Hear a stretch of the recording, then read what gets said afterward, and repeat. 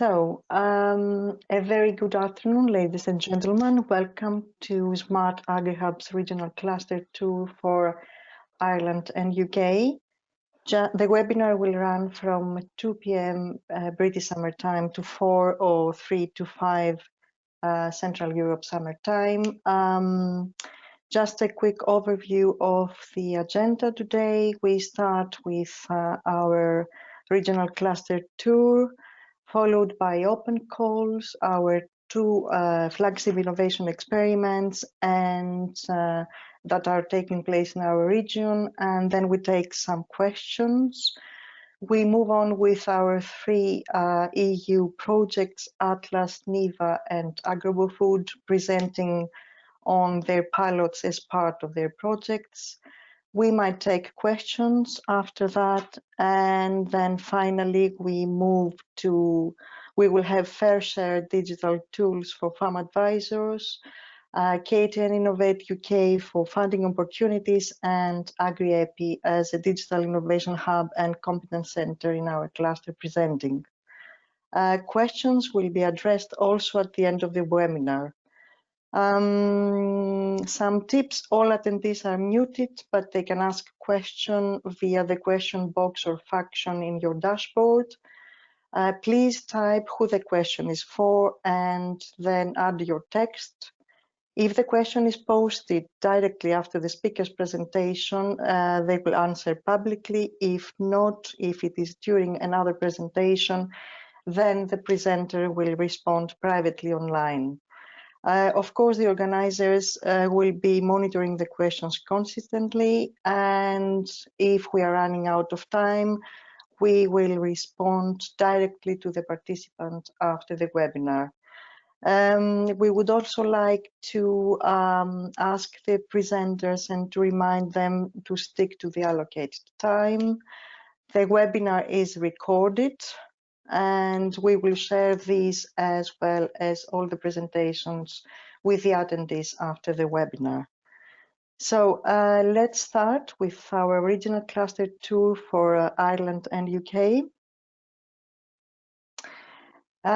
Sorry, I forgot to introduce myself. I am Evera Hoviti. I'm Head of Policy and Social in the Innovate UK organization, Innovate for Agriculture organization, and I am co-leading the cluster together with Hazel Williams, who is leading regional cluster Ireland and UK from DSSG. For those of you that are not familiar with SmartAgriHubs project yet, next slide please.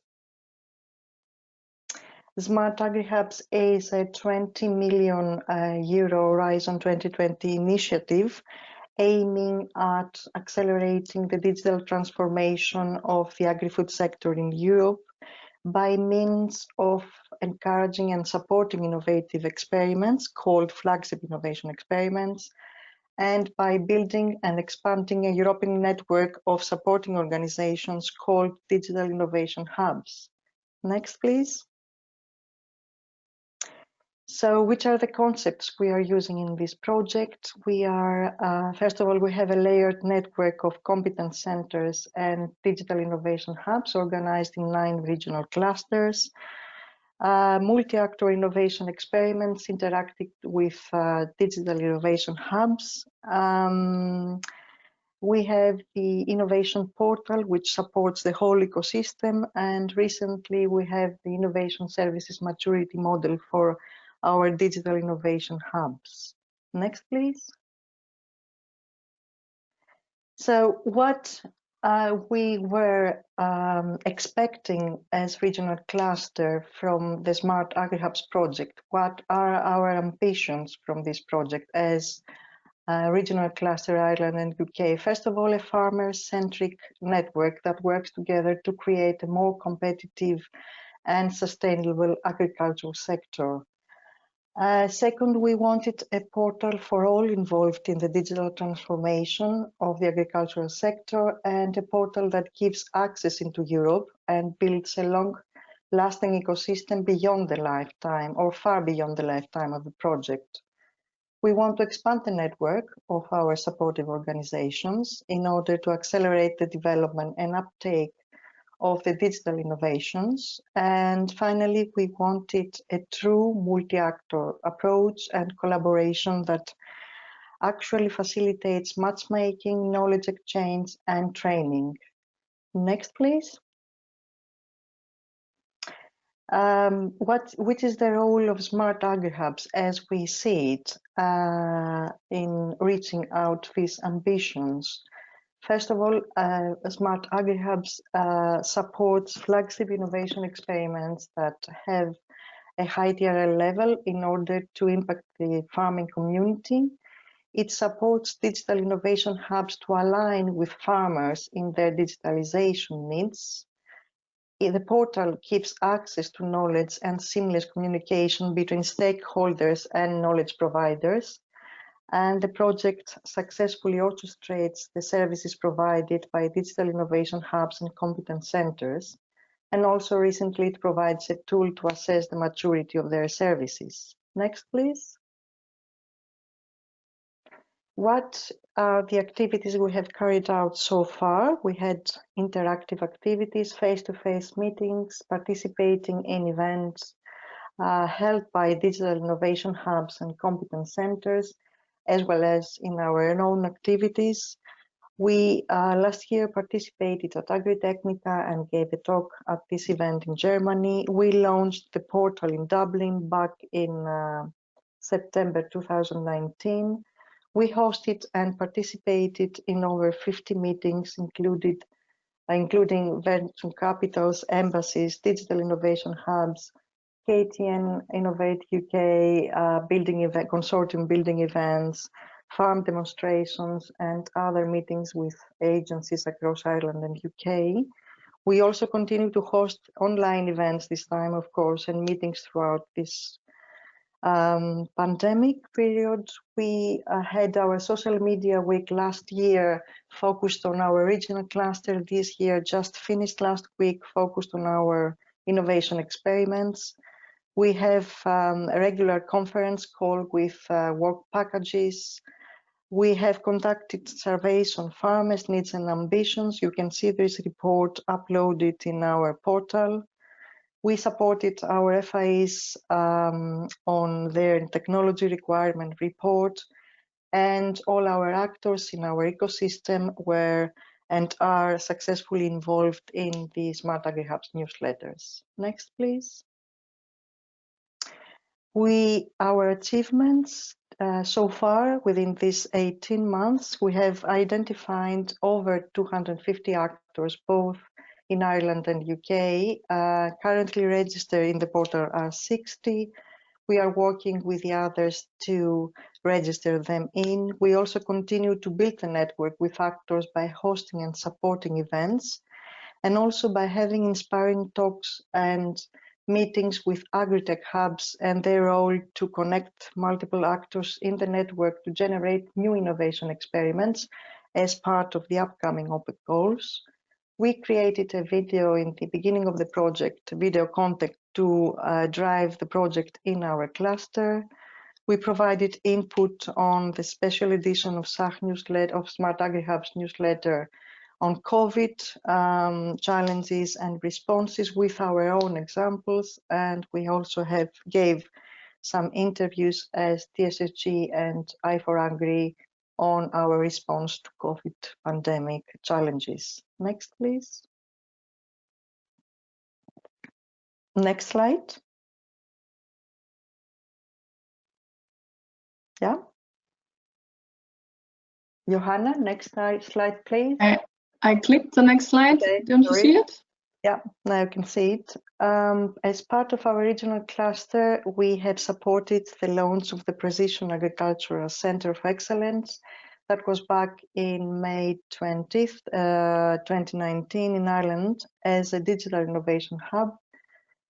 PACE gives SMEs and micro-enterprises direct access to best-in-class technologies and research, and it had also created a funding roadmap with our contribution for Ireland and UK for funding opportunities in our region. Next, please.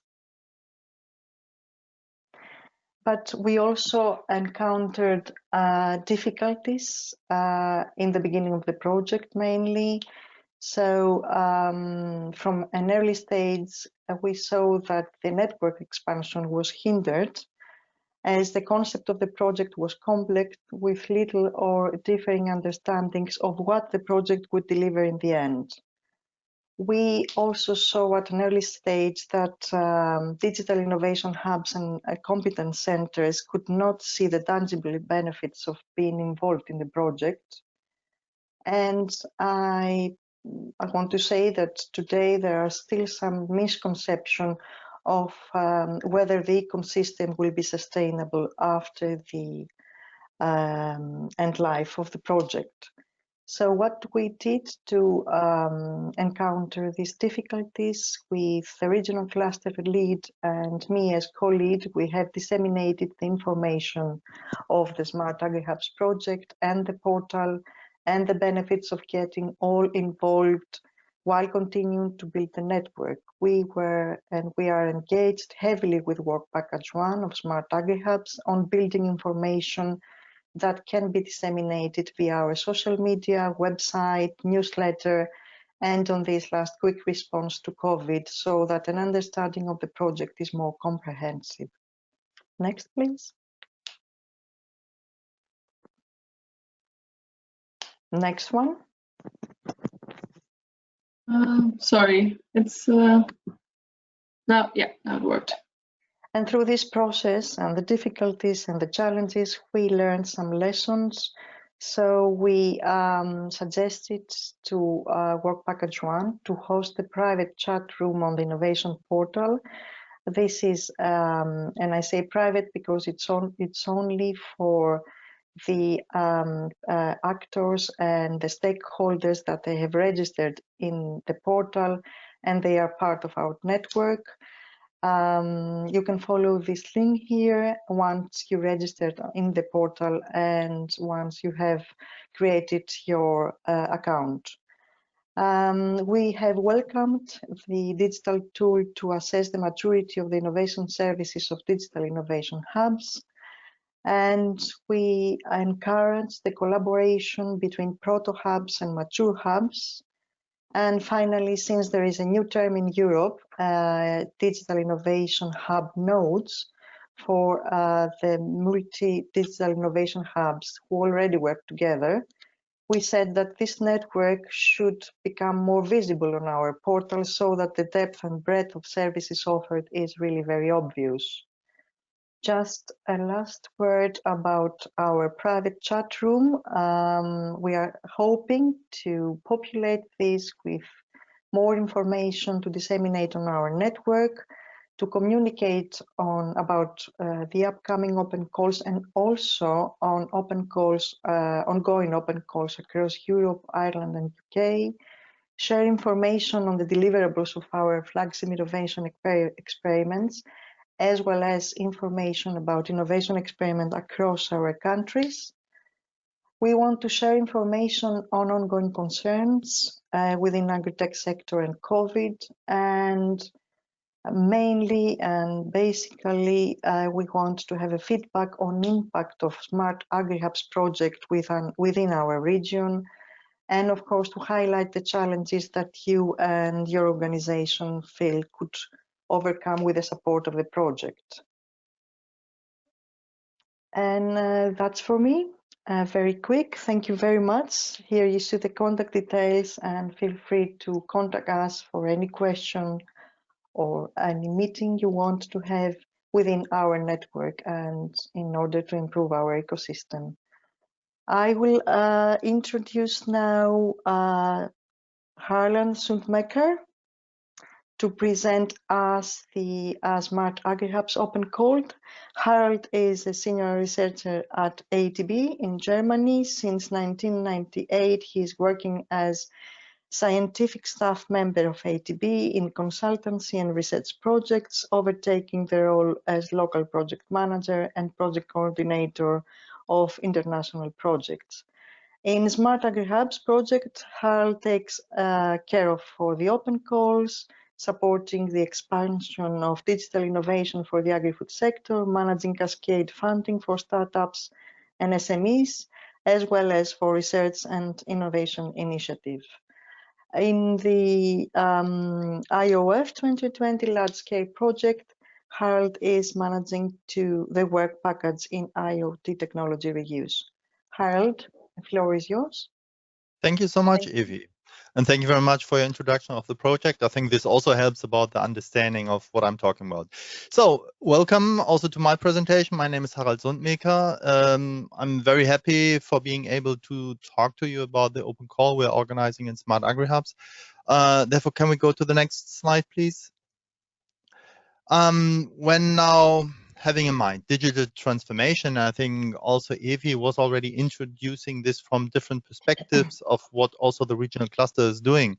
And I think we need to look at digital transformation and innovation in the sector from different perspectives. On the one hand, if we're looking in the sector about decision making, for business, for consumers, about, let's say, challenges like food integrity, as well as public decision making, especially when we're looking now also to the COVID-19 crisis. So there came up also challenges for our food system. Finally, when we are asking ourselves, what can we do with digital technologies? Well, we're ending up, we identified this year as a fourth point with kind of different building blocks of technologies, where I would say, well, just having one piece of technology would not, let's say, save the world or make a difference, but it's about proper implementation of those technologies. And therefore, please, next slide.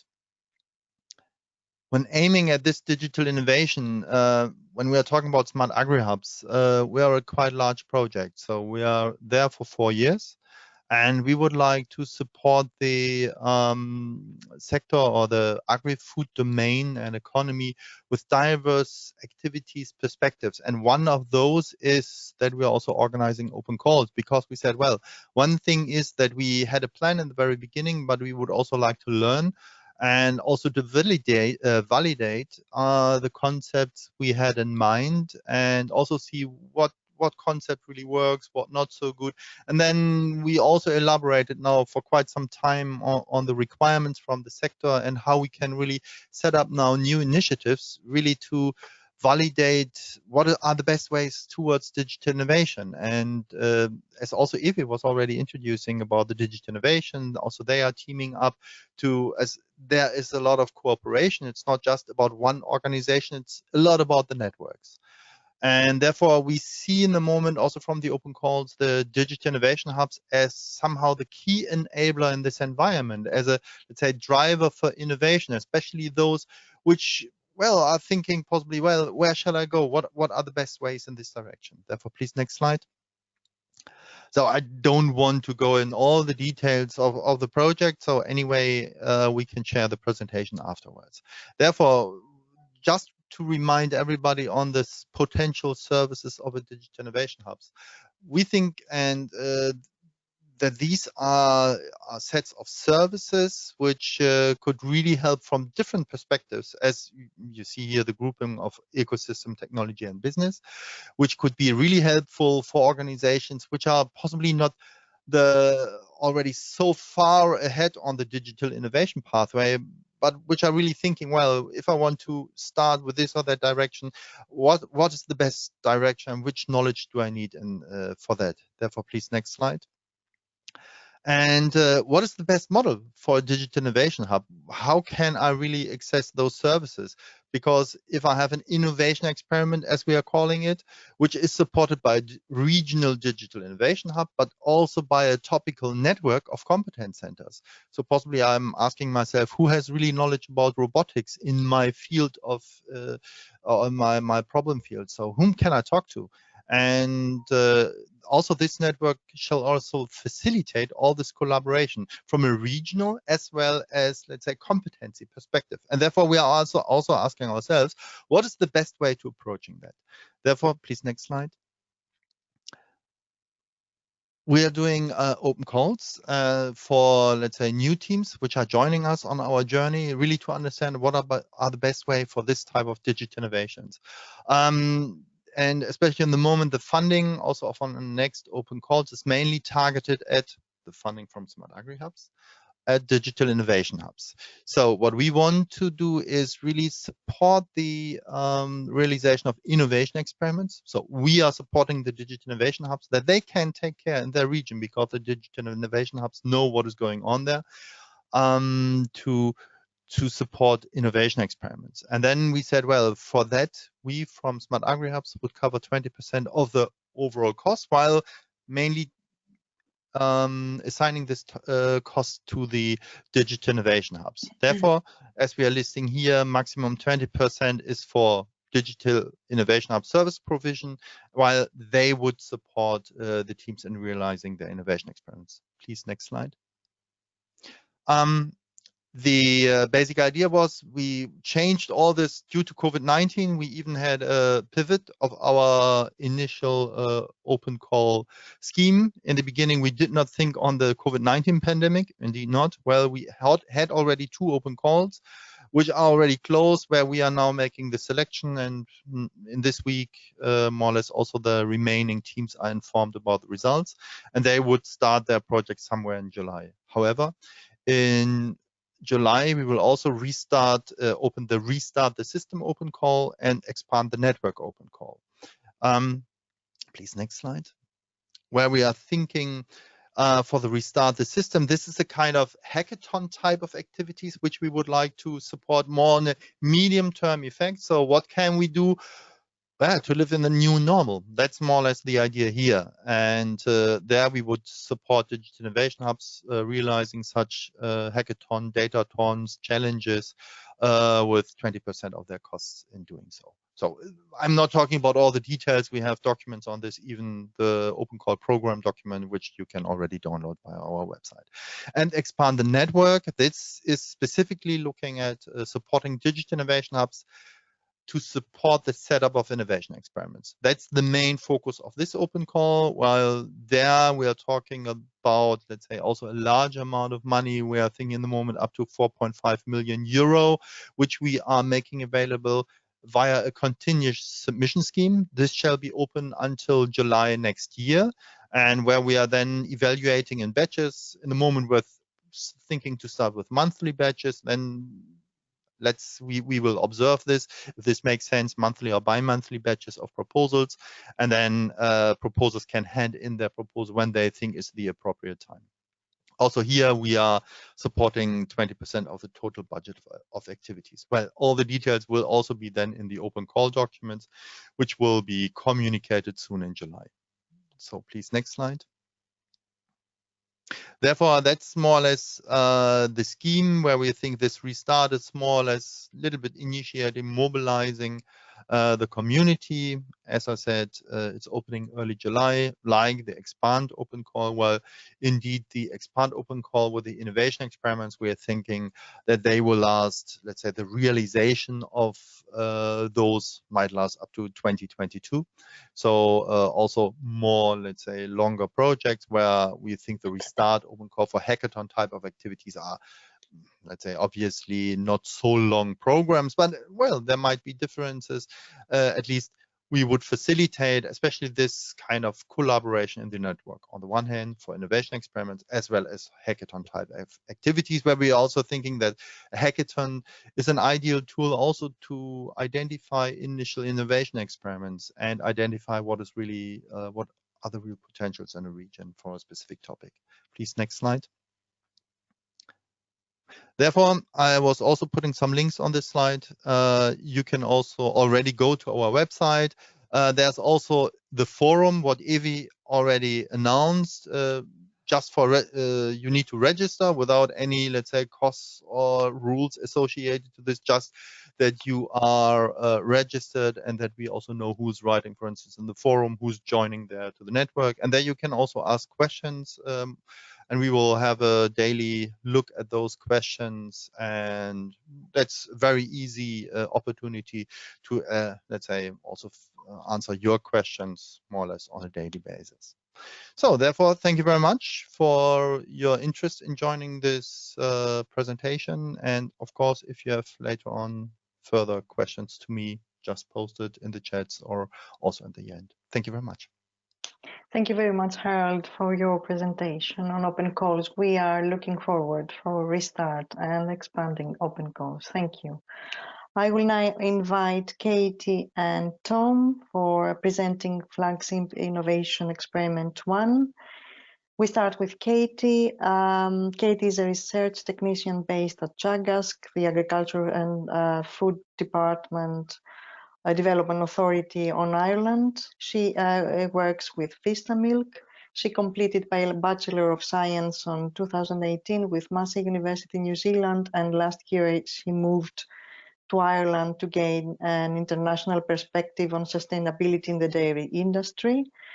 Katie's passion is in the dairy industry and especially in improving the footprints, the environmental footprint on dairy farms.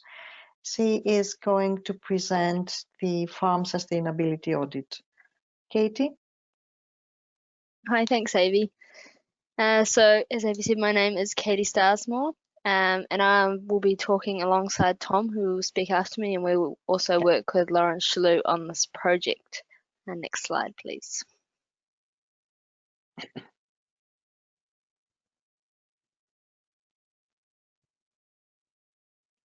Next slide. I can't see the next slide.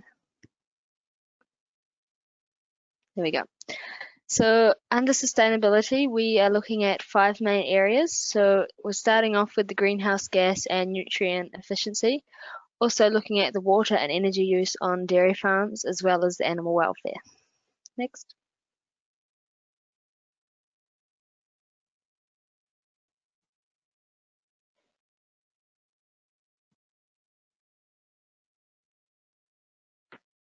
Sorry, it's loading really slow. So to start with, we'll look at the greenhouse gas and nutrient efficiency. Next. So we're looking at the farm sustainability audit here, obviously. So to be able to get the greenhouse gas and nutrient use efficiency, we have to look at all inputs and outputs into the farm. So here the diagram shows that the farm is under a microscope. And so we're looking at it at a really detailed level. So we're looking at the energy and water use, looking at the genetics of the cows, and also how many cows are on each month, how many calves are born, etc.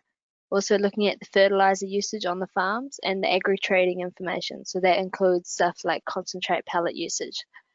We also look at the milk production. So we can see what each cow is producing at different times of the year and the different efficiencies that go into producing these milk.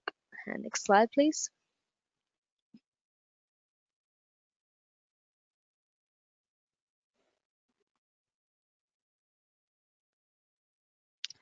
Right, so next we'll look at the energy and water usage on the farms.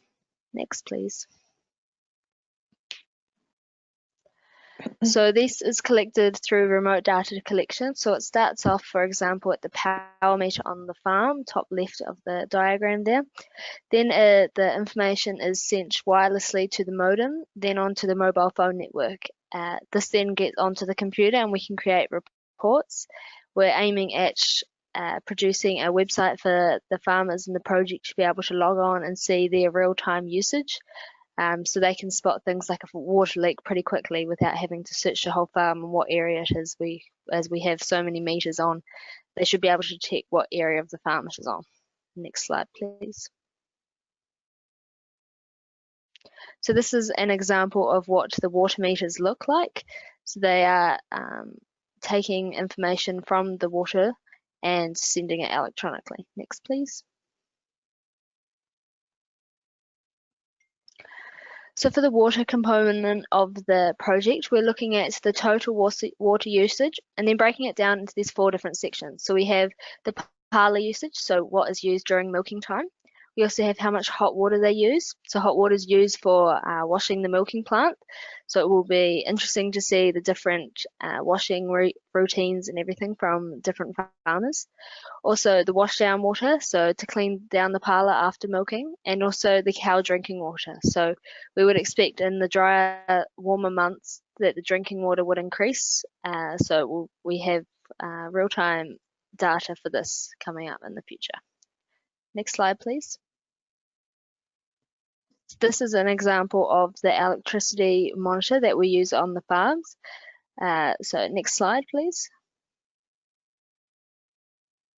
So for the electricity component, we're looking at the total overall usage. Then we're also going to be looking at the milk tank, so how much energy goes into cooling and keeping the milk stirred during while it is stored in the milk tank, which is as the picture you can see behind. Also, what is the electricity used to run the vacuum pump? So the vacuum pump is turned on every milking, so that'll be interesting as well. Also looking at the washdown pump and the hot water usage on the farm. Next slide, please. And so lastly, we'll be looking at the animal welfare. Next slide.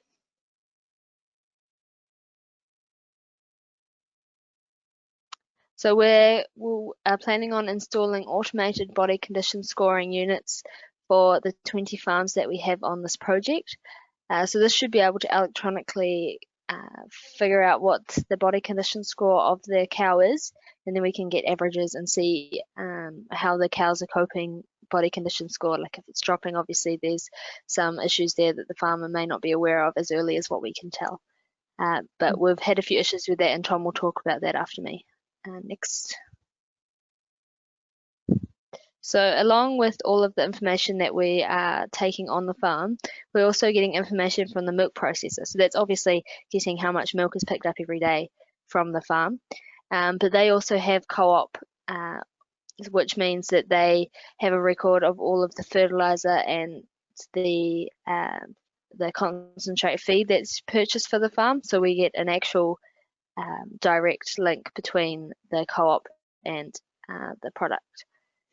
We also are in contact with the Irish Cattle Breeding Foundation, ICBF, and they are supplying us with, for example, the cattle details, so seeing how many cows are on farm every month, say mastitis cases, and looking at more at a granular level. And we're also looking at the pasture production on each farm, so seeing how much the different farms are producing. As Ireland is mainly a pasture-based system, it's really important to get this so we can see how much, what the efficiency is like going into, so how much grass needs to be converted into going into milk. Next slide, please. So we're developing a model which we're aiming to simulate sustainability indicators on the farm. So we want it to reflect the activity that's actually happening on farm. We don't want it to reflect what we think is happening on farm, and the data that we're getting in doesn't support it. So we're working alongside the data that's coming in. We're also looking at we're integrating the model with Boar Beer, the dairy, beef and sheep assurance schemes. Next slide, please. So when we're looking at greenhouse gas emissions, we're not just looking within the farm gate. So sometimes you would just look at what is happening within the farm gate. But here with this project, we're looking at everything that's going into the farm as well. So looking at the fertilizer and the feed stuff that's being brought in, fuel, electricity, etc. So we're looking at the total greenhouse gas emissions, so from the whole life cycle. Next slide, please. So our progress so far, so we've got 20 farms selected and they all have contracts signed for data protection, etc. We've also installed all of the electricity and water meters on all of the farms. We've had a few issues with getting the body condition score monitoring system here in Ireland. Tom will talk about that soon a bit more. And the database collection, structure and integration is currently in process, as well as making the data flows become automatic instead of manually being sent to the database. And that's all for me, so thank you very much. I'll pass it on to Tom. Thank you, Taiki. Thank you very much for your thorough presentation. And let's see now the challenges faced by FIE1. I invite Tom Byrne. Tom completed his PhD with Dublin City University and Chagask in 2018, and now he works as a postdoc in Chagask on the SmartAgriHubs project. Tom's work also includes validating digital technology for use in agriculture and projects which help funding agri-tech SMEs. Tom, the floor is yours. Thank you very much, Evie. So I'm just going to talk about some of the challenges that we've had in FIE 1. Next slide, please.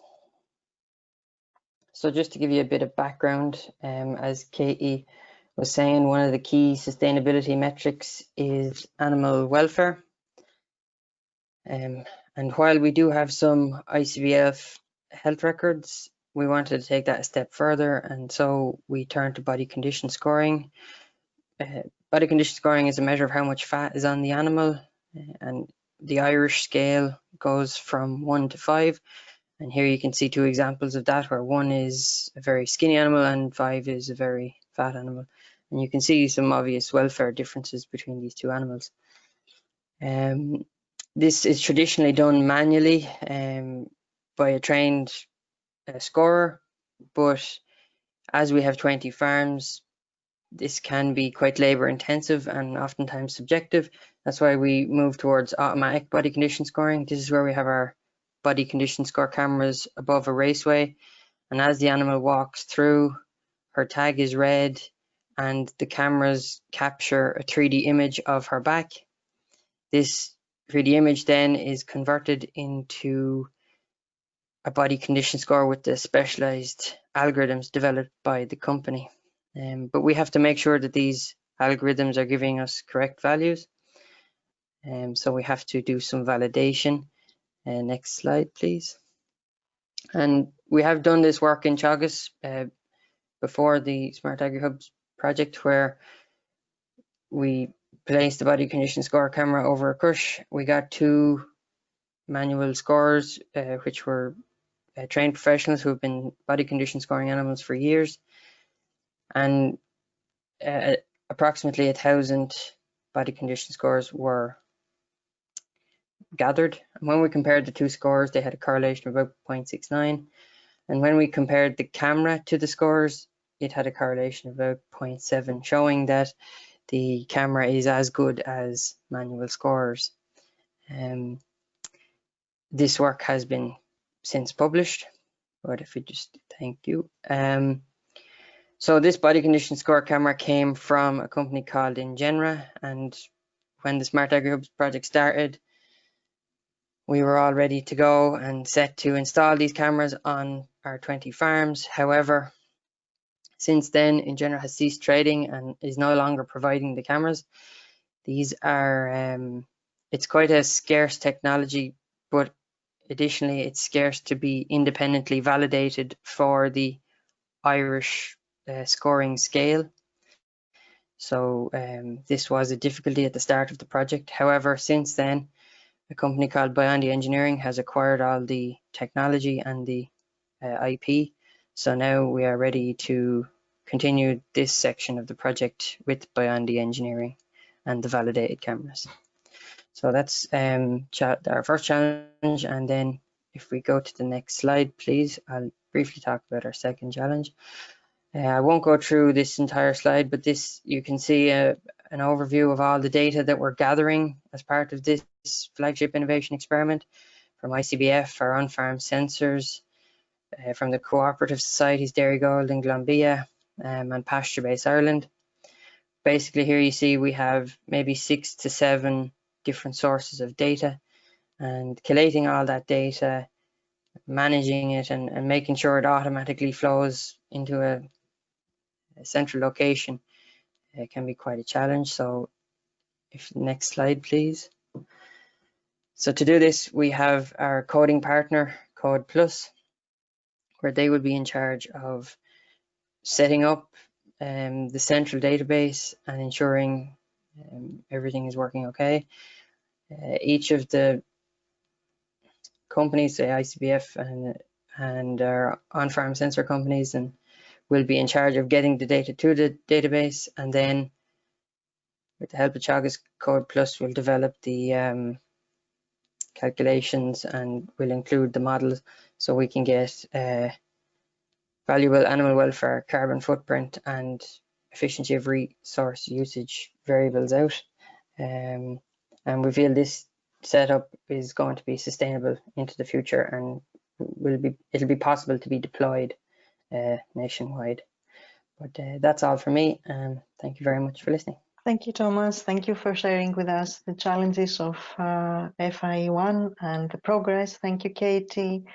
I now invite John Finn to present us Flagship Innovation Experiments 2 and how to include biodiversity in sustainability assessments.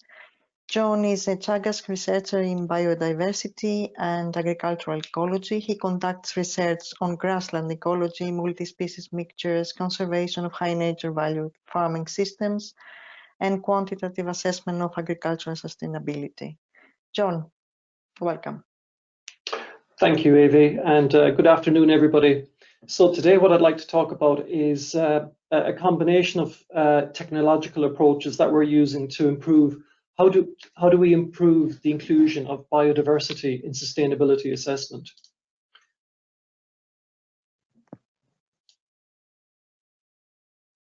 Next slide, please. So as an example of, okay. You were too quick, John. It already worked. Okay, thank you. So the second slide, please, Johanna. Oh, I will click for you now. Okay. You should be able to see it now. Okay, and are you going to click for me? I will, yes. Okay, all right, so next slide, please. Thank you. Okay, apologies for that. So across many Irish, certainly, and also European farming systems, we see quite a few examples of different farmland habitats that can occur either as parts of farmland and in some occasions can also be the entire farm, especially in high nature value farming systems. And the challenge is, how do we credit farmers for these habitats that they have on their land? How do we include these types of contributions to sustainability, informal sustainability measurement and accreditation? At an EU level, we see that these kinds of issues are becoming far more prominent now in the Farm to Fork strategy that was recently released, and also the biodiversity strategy. And there will be an increased need for improved quantification across a very wide geographical scale of these kinds of issues on European farmland. Next slide, please. So what we've seen in recent years is that sustainability and sustainability measurement has really proceeded at pace in terms of gaseous emissions and water quality. And what is often missing from international benchmarks of sustainability is the biodiversity component. I often refer to this as the three-legged stool, with one of the legs of the stool being absent. And we can never say that we are assessing or measuring sustainability of farming systems without including some measure of biodiversity. This is becoming increasingly important for multinational companies that have sustainability charters. And as part of that charter, they are usually signing up to issues around human welfare, animal welfare, carbon and gaseous emissions, water quality, soil health, and biodiversity. And we're consistently seeing a problem with the approaches being needed to incorporate biodiversity, and real struggles by companies and at an international level and a national level to incorporate this measure. So that's what I want to talk about today, is how we try to approach this problem. Next slide, please. So most approaches for sustainability accreditation, first of all, many of them don't include biodiversity, but I think we're going to see that change quite rapidly. Those that do very often start with a farm habitat map. To have a starting point and know what we need to manage, we first of all need to know the current state. So most of these habitat maps derive from a traditional field survey. Next slide. Which tends to be quite laborious, time consuming. It involves a lot of travel to quite geographically separated sites. And when we think about national accreditations for sustainability and national scale participation by tens of thousands of farmers, it's quite clear that this level of intensive sampling is simply unachievable and certainly unaffordable. Next slide, please.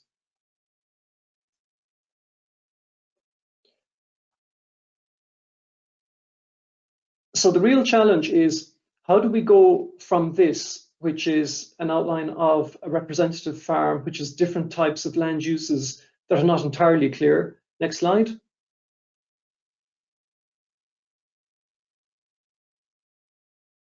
To this, which is a form of a color coding of the different types of habitats that occur in that farm, that go from greenways to woodland to wet grassland and lots of hedges. So in this case, field boundaries and hedgerows occupy about 5% of the farm area, and woodland and wetland occupied about another 5%.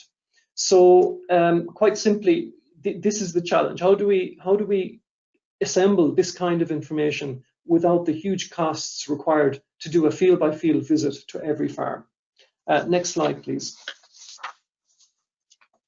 So our approach has been to start with taking an outline of a farm boundary like this, and you might click 3 times on this slide, please, Johanna. And we start with land parcel information, which begins with identifying the outline boundary of a farm. So we need to know which fields are part of the farm. That itself can be a technological challenge, and I'll talk about that later on. The next step is aerial imagery that can give us some signal about what kind of habitats occur on the farm. It can be very, very easy to separate some of them. For example, distinguishing an arable field from a pond is quite easy. Distinguishing an arable field from woodland is quite easy. So we already, even with the naked eye of an observing ecologist who's trained in this, can use aerial imagery to identify different types of habitats. One of our other approaches to ground truth this is to take photos from the ground and create an app that feeds back to an ecological survey to try and confirm what is happening at the ground scale, and are these assessments of habitat types that we take from the sky actually reflecting what occurs on the ground. And the main endpoint for all of this is to produce a farm habitat report that assembles different types of information. First of all, it can identify the farm boundary, it can identify different land uses and different habitat types, color code them, assemble them, and allocate the different areas of habitats. And then one of the other things that we want to do in the project is, for the first time that we're aware of, create a database reporting template that we could report. Next slide, please. That can report this kind of information in a formal template that could be applied across not just 1 or 2 farms in a farm-by-farm compilation of a report, but through a database have a consistent reporting structure that can be applied across thousands or tens of thousands of farms. So again, with this individual piece of information at the farm scale from a remote observer who does not need to visit the farm, okay, we can assemble this kind of information and construct these kinds of farm habitat reports. On the bottom left there, you can see the inclusion of some photographs from this individual farm, which show a river flowing through it, some old farm buildings, which are very good for bats, and stone walls, which can be good for some rare plants, hedgerows, and some scrubby areas of the farm. And we found with stakeholders, this is a really important way to bring to life these kinds of farm habitat reports and illustrate to, for example, sustainability managers in companies what kind of habitats occur on the farm. Next slide, please. Looking in more detail at the top left, the actual farm map and the information there, we can see that this color coding translates into different arable crops, buildings, improved agricultural grasslands, and so on. We've got oak-based woodland, wet woodland, peatland, scrub, and hedgerow. And again, even on this farm, we've got over 4 kilometers of hedgerow, all mapped through this approach. And this gives the basis in the future for assembling a very simple index-based approach for looking at farm habitat occurrence in these kinds of areas. Next slide, please. Here's another example from the west of Ireland, which is, again, dominated by heathland in very remote areas with very, very high biodiversity value. Next slide, please. Again, an area with some beautiful imagery from near my own hometown of Killarney in County Kerry in the southwest of Ireland. Again, an area dominated by heathland and upland areas, and some quite beautiful scenery. And again, I would imagine if I was a manager for sustainability in a multinational company, you could not just be impressed by the photos and what they add to this kind of a report. Next slide, please. And here's another example from a more intensive farm. So we can see, even with these examples, how easy it is to distinguish those farms that have more or less biodiversity, but also even on quite intensive farms, we can pick out, very extensive amounts of hedgerows, quite a few patches of remaining woodland that would otherwise not be credited in any sustainability assessment. So next slide, please. So within the EU SmartAgriHubs project, we're undertaking to do 300 of these farm reports and via this remote imagery approach. So this is quite an innovation for us, and I think it's taking this proof of concept into proof of practice. As part of the project, we're also including 10% of those farms in a farm visit. So this will involve taking farm photos and drone footage, and also complementing another part of this project, which is looking at, can we use these photos to improve machine learning identification of habitat types? The third point there, we're going to test the collection of farm habitat photos using an app or a phone. So because it seems, stakeholders are telling us, and even with our own evidence, we can see these photographs contribute an awful lot to understanding what a farm looks like and what's occurring there. And we're trying to, again, figure out a way that we can automate, if we think about doing this for 10,000 farmers, automating the collection and accurate reporting and inclusion in a farm habitat report, such as what I showed you, in an automated way. We're testing habitat recognition methods so we can effectively ground truth the accuracy of what we're collecting. We've done some of this work previously, and for recognizing coarse habitat types, it's in the region of above 90% accuracy.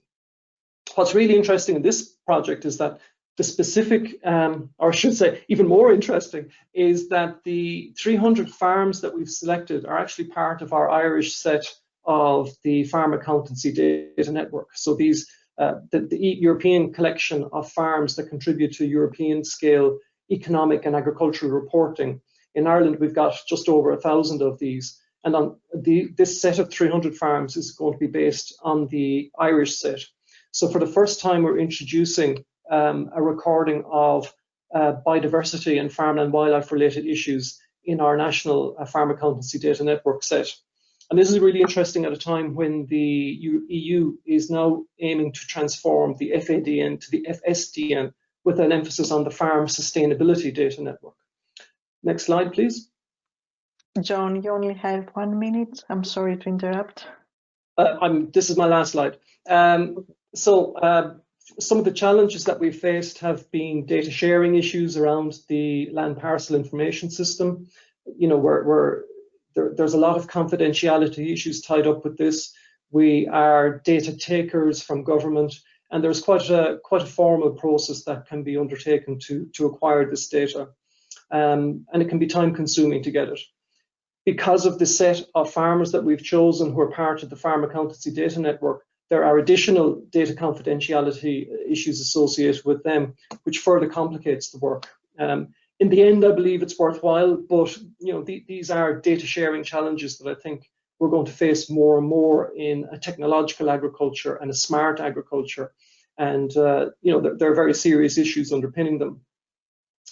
Some more mundane challenges that we've faced with COVID-19 is that farm field work has been held back for the moment.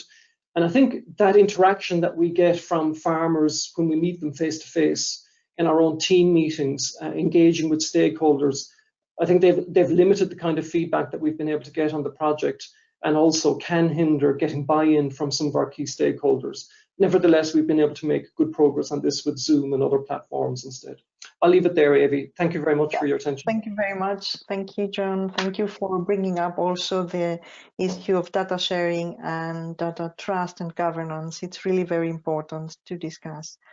I think we could undertake some questions if there are any on the chat. Yes, there's one question. Is SmartAgriHubs simply a subset of the DIH, and actually has already been answered.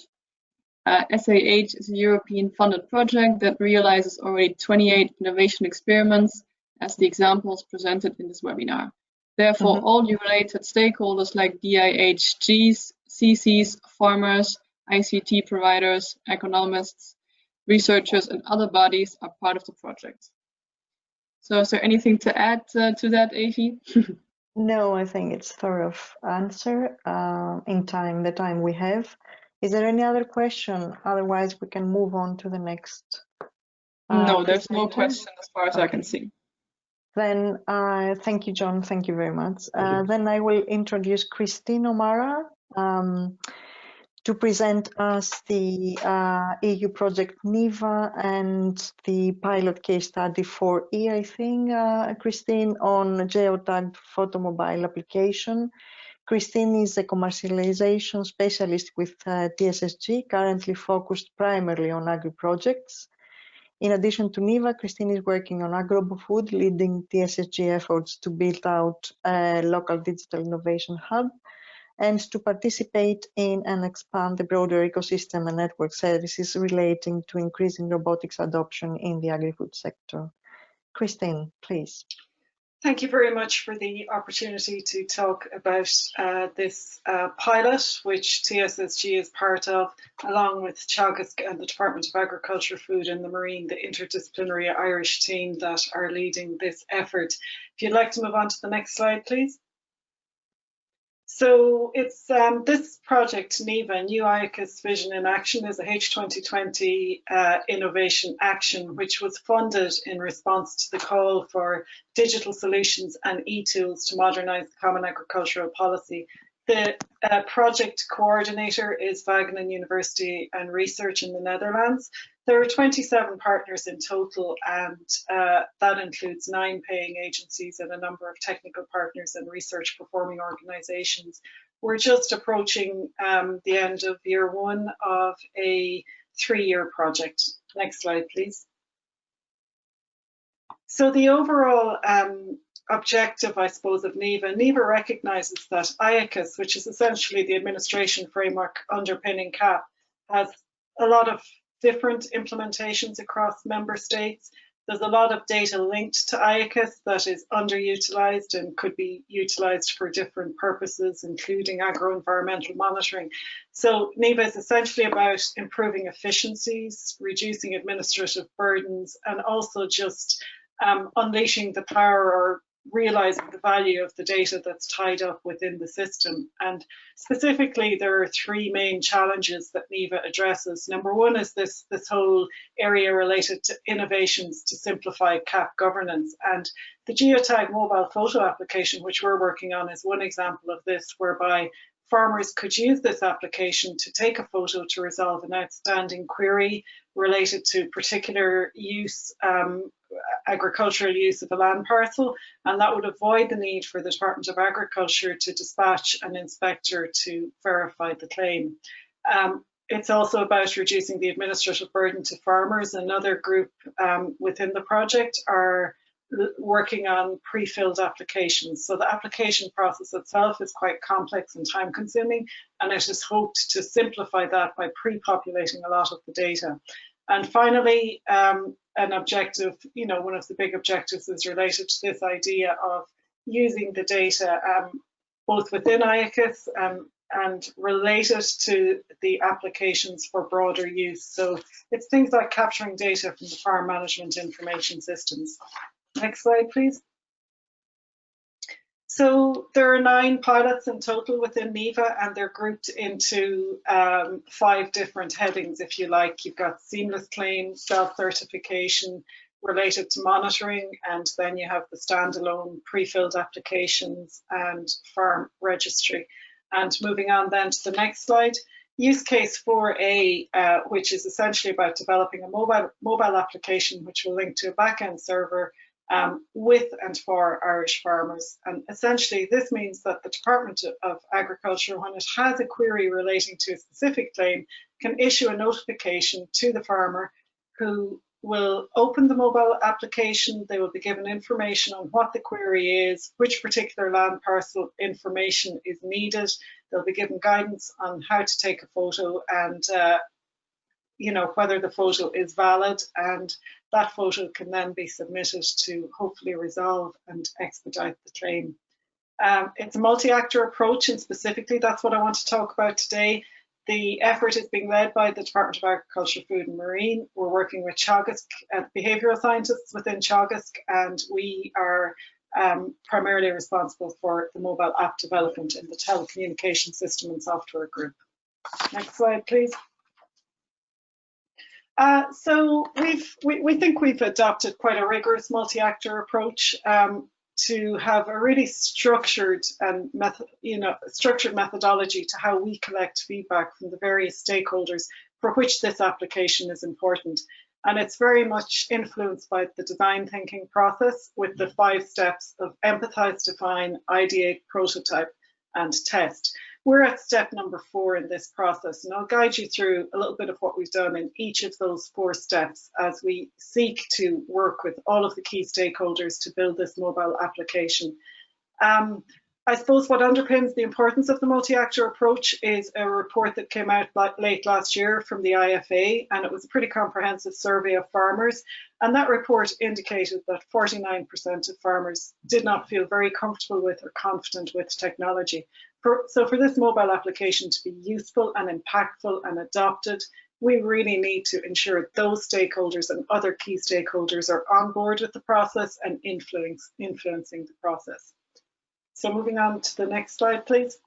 The first, empathize, has been, we've spent a lot of time at this stage getting a good understanding of the perspective of the various stakeholders involved. And the very first part of that was identifying who the key stakeholders were. And we did this. Teagasc led the effort in conjunction with the department, a number of personnel from the Department of Agriculture and ourselves. And we've grouped the key stakeholders into various categories. The different kinds of farmers, advisors, which are very important in the Irish market, if you like, in terms of supporting farmers with applications and queries. The Department of Agriculture staff, primarily on the IT side, but also on the administrative side, farmers' unions, the media, and the inspectors, all important stakeholders that we identified from the outset. Next slide. So the second thing we did then was key informant interviews, and the interviewees were selected very deliberately, really, because we identified people who we would gain really good initial rich insights from as a starting point. And their views, we got diverse views on the app, just to pull out a couple of them. The advisors felt that the app could reduce stress because there is a lot of stress associated with inspectors visiting farms, but they also felt that there would be a number of barriers to adoption, including age of the farmer, access to broadband, etc. Next slide. Some of the key informants were obviously within the Department of Agriculture, and there were similar insights. Farmer buy-in was felt as critical success factor for adoption, and there would need to be some kind of value or benefit to farmers for using the app. For example, a new app would need to speed up the processing of claims. There's a lot of unhappiness comes from farmers with regards to that. There was also a need from the department that the app would be valid, that the photos would be verifiable, that it couldn't be spoofed in any way. Next slide, please. So from there, we conducted a number of focus groups, 7 focus groups all around the country, 41 farmers in total. And here again, we discussed, each focus group was up to an hour in duration. We had a facilitator from Teagasc, the same facilitator for each group. And really it was about understanding what the barriers to adoption are and what might enable adoption among the farming community, and also to start understanding early on how we could support farmers to ensure that this app is adopted. Next slide, please. And from all of this research, I suppose we were able to have a much fuller definition of the problem. So the problem for us wasn't to take a photo, to take a photo that couldn't be spoofed. There are a lot more dimensions to the problem, if you like, and you could group all of those dimensions under 3 main headings. The technology dimension. So do all farmers have smartphones? Do they have adequate connectivity? Are they confident with technology? Usability is really key. And, you know, an interesting thing that came out of this and guided us somewhat is that a lot of farmers like the HerdWatch app. You know, they find it very usable, easy to use, easy to understand. On the trust side of things, there's a certain cynicism that an app like this might be out to get the farmer. There's also a feeling that, you know, this might give farmers less control. Will they be able to have visibility over the process? Will they know at what stage a claim is at? Will they be able to talk to anyone if they have a problem? On the value side of things, you know, some farmers want to know, well, what's in it for me? Does this make life easier for the department, but I get no benefit? And there has to be kind of a clear process, a clear benefit to farmers to enable them to use this app. Next slide, please. So from there, we went on to the ideate stage. And here we conducted 4 workshops. We had our first workshop physically face-to-face and 3 other workshops because of COVID-19. We held them virtually using a combination of Zoom and Mural to collaborate. And we did a number of exercises where we collected further feedback from the various participants and also had an idea generating session so that we could co-design the app together. Next slide, please. The first exercise was really just an icebreaker. It was just asking people for their opinions on, well, the current process. What do you think of it? What do you like about it? What do you unlike about it? There was more probably dislikes than likes, but it gave a good opportunity for people to express their frustrations and just get comfortable contributing in the forum. From there, we went on to talk about what they would like for the future. Next slide, please. And at this point, we gave out a number of personas, and we had kind of developed these personas off the back of the research in the previous phase to different groups of people. So it could be a 28-year-old Meath farmer who is very comfortable with technology, likes to stay up to date on what's happening, keen to use technology if it makes his life easier, but has poor connectivity. And a further one was a sheep farmer who doesn't like technology, feels smartphones are a distraction and can impact on safety. So that was the starting point. We gave these tables the personas, and from there we went on to say, well, how might we do X, Y, and Z? These how might we questions were looking to get specific ideas to solve specific problems that had been identified in the previous phases. Go ahead. So here's an example. Farmers lack self-confidence in their ability to use a smartphone for work. How might we increase farmers' confidence to use smartphones for farm-related work? So lots of ideas were generated. Everybody got the chance to vote at the end of the idea generation session on their favourite ideas or suggestions or potential features. Go ahead.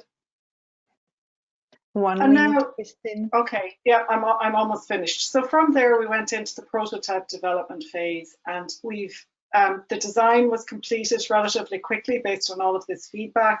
You can move on to the next slide if you like. All of the components were put in place. This is an example of 3 screens from the app. The first screen is 2-factor authentication. Security was identified as an area of big concern. Second one shows the land parcels and how they would appear within the app. And actually the look and feel of this was influenced quite a lot by HerdWatch, which was some of the feedback we got of an app that they liked. And the final screen there, it helps guide farmers to make sure they're taking a correct, valid photo. Next slide.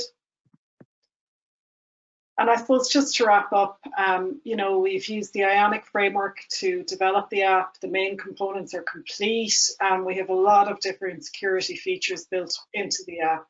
And moving on, finally then, second last slide is, so the basic prototype is ready, but we're also looking at additional innovations such as using augmented reality to layer additional information into on top of the camera, just to help improve the usability for farmers. We're also looking at solutions related to object recognition, for example, identifying number plates so that they can be obscured and we can comply with GDPR regulations efficiently.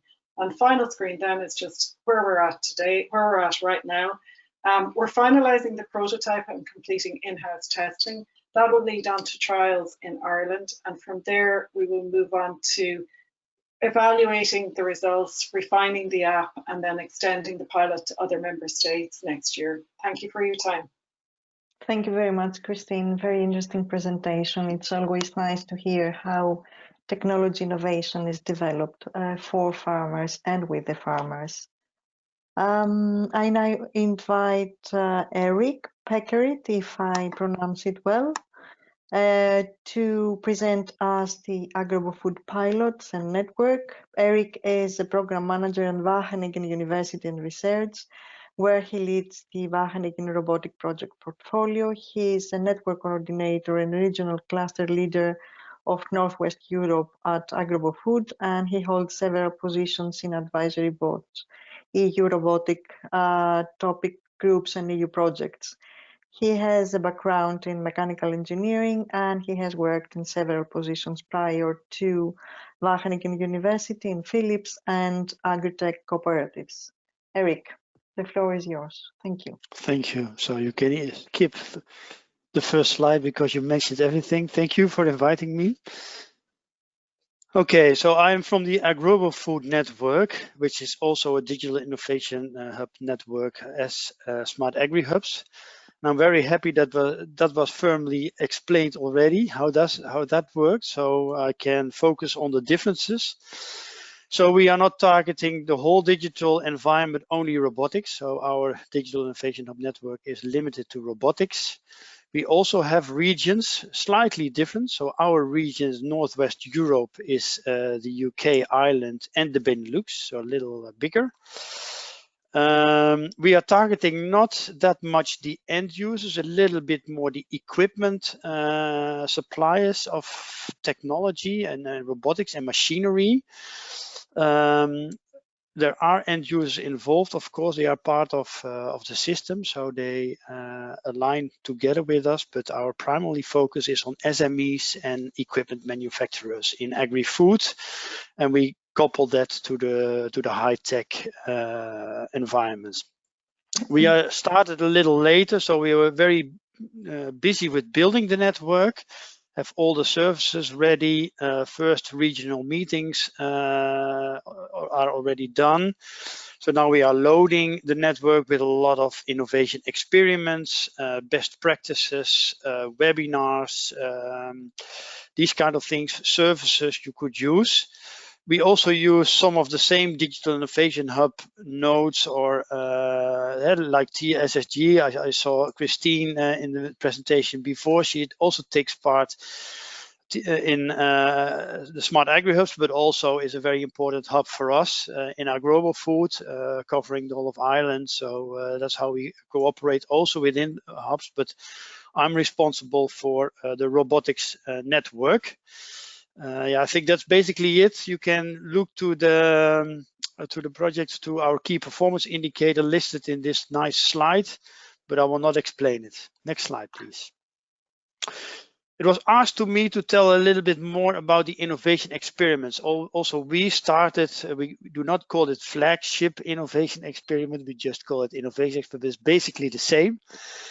We have 7 regions, and we also try to start these innovation experiments in every region, at least one, so that we can test the network in the specific regions, and from out of there also do cross-border actions. Next slide.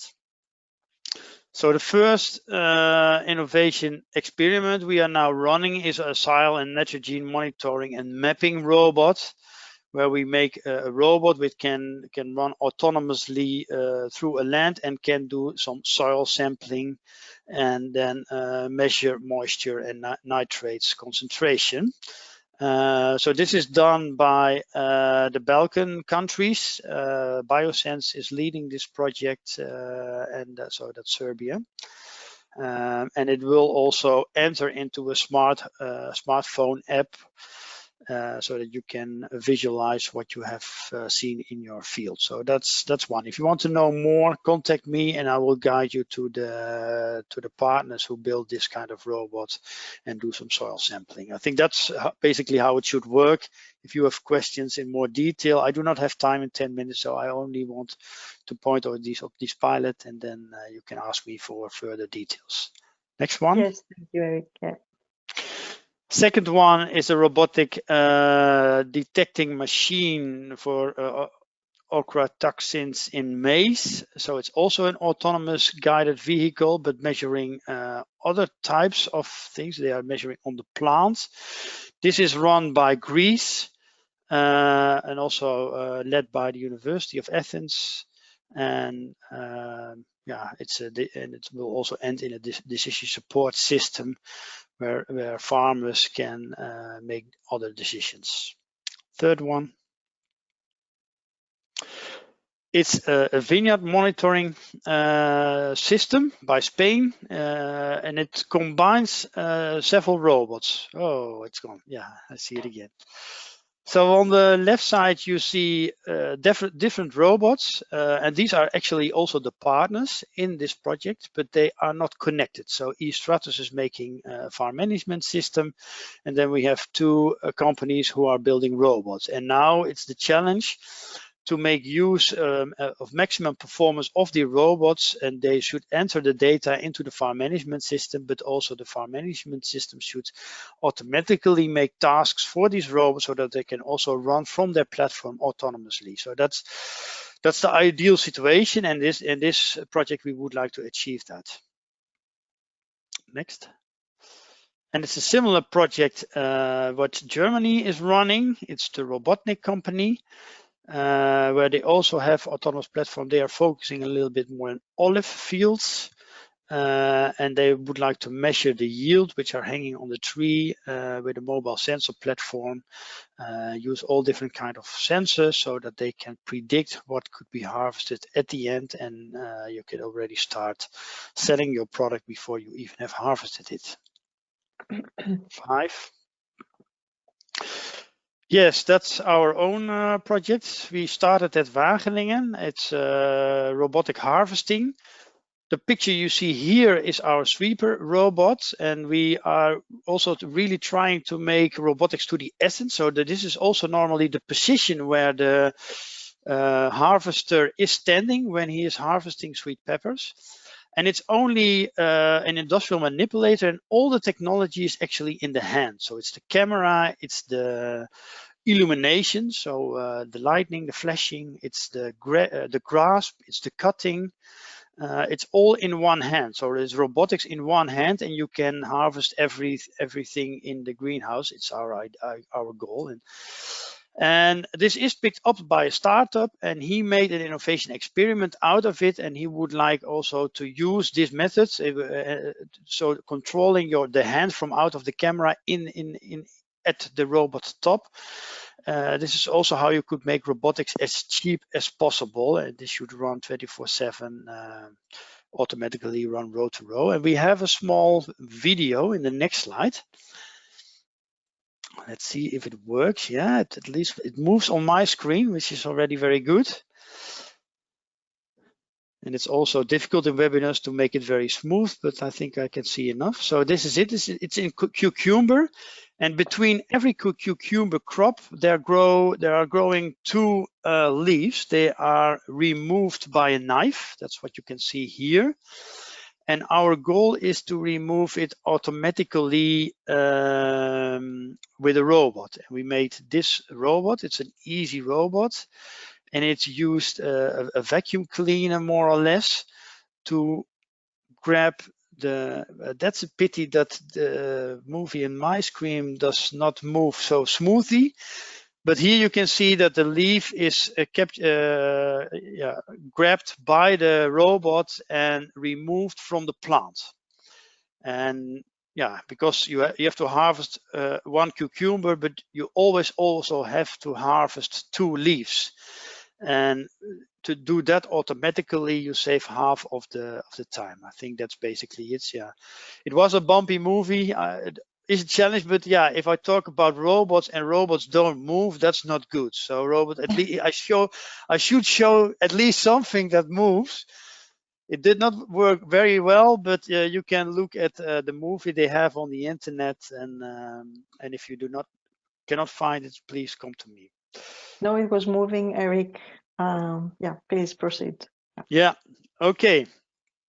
Sixth innovation experiment is an agricultural robot, a performance assessment. It's done in France, and they make a testing facility to test all kinds of robot platforms for agriculture. I think it's a very good approach.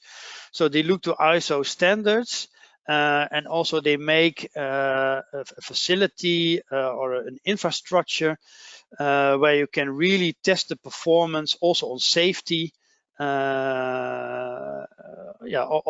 robots, because I really think that agricultural robots should come first. They are not driving on the public roads with 100 kilometers of hours coming from the right. So it's probably much safer to do it in a fenced area, and we really can do it in a safe way. But to find these procedures, we need good good standards and also good testing facility. That's what they are going to do in France. 7th, next. Yeah, this is Denmark. Denmark is focusing also on food, because most of our activity is in agriculture, but food is also our primary focus. And here you can see that cabbage are decorned manually, and in this project we are going to do it automatically, but we have the aim to do it in a cobot situation, so that cobots work together with humans and then do it in a very safe, convenient way, and also fast. 8th. So within 10 minutes, I hope.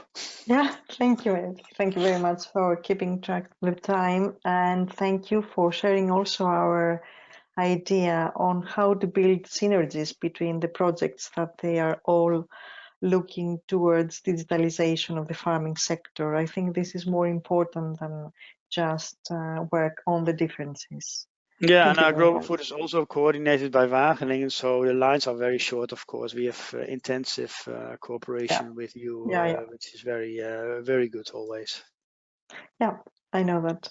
Thank you for your presentation. I invite now John Hyland. No, sorry, it was too quick. Sorry, I invite Peter Frolich to present us the Atlas pilot. Peter? Good afternoon, everyone. Is a farmer and agronomist and worked for a leading agribusiness company for more than 7 years. In 2012, Peter incorporated AgriCycle together with Daniel Marquardt, and since then he's working in the area of precision farming with a focus on remote sensing and digital agronomy. Peter is an expert in the area, and also he's an advisor to a number of big agribusinesses. Peter, the floor is yours. Thanks a lot. Good afternoon, everyone. I'd like to present you the Atlas pilots. It's a part of a Big Horizon 2020 project for agricultural interoperability and analysis. We actually work together very close with the industry, so it's all backed by IF. And there's a high likelihood that this can become the standard in the future. Please, next slide. What I'm going to present is what we have been defining in the project together with farmers, also with other stakeholders like universities, and mainly also the machinery producers that are represented in the project by IF, so the Agricultural Electronics Foundation.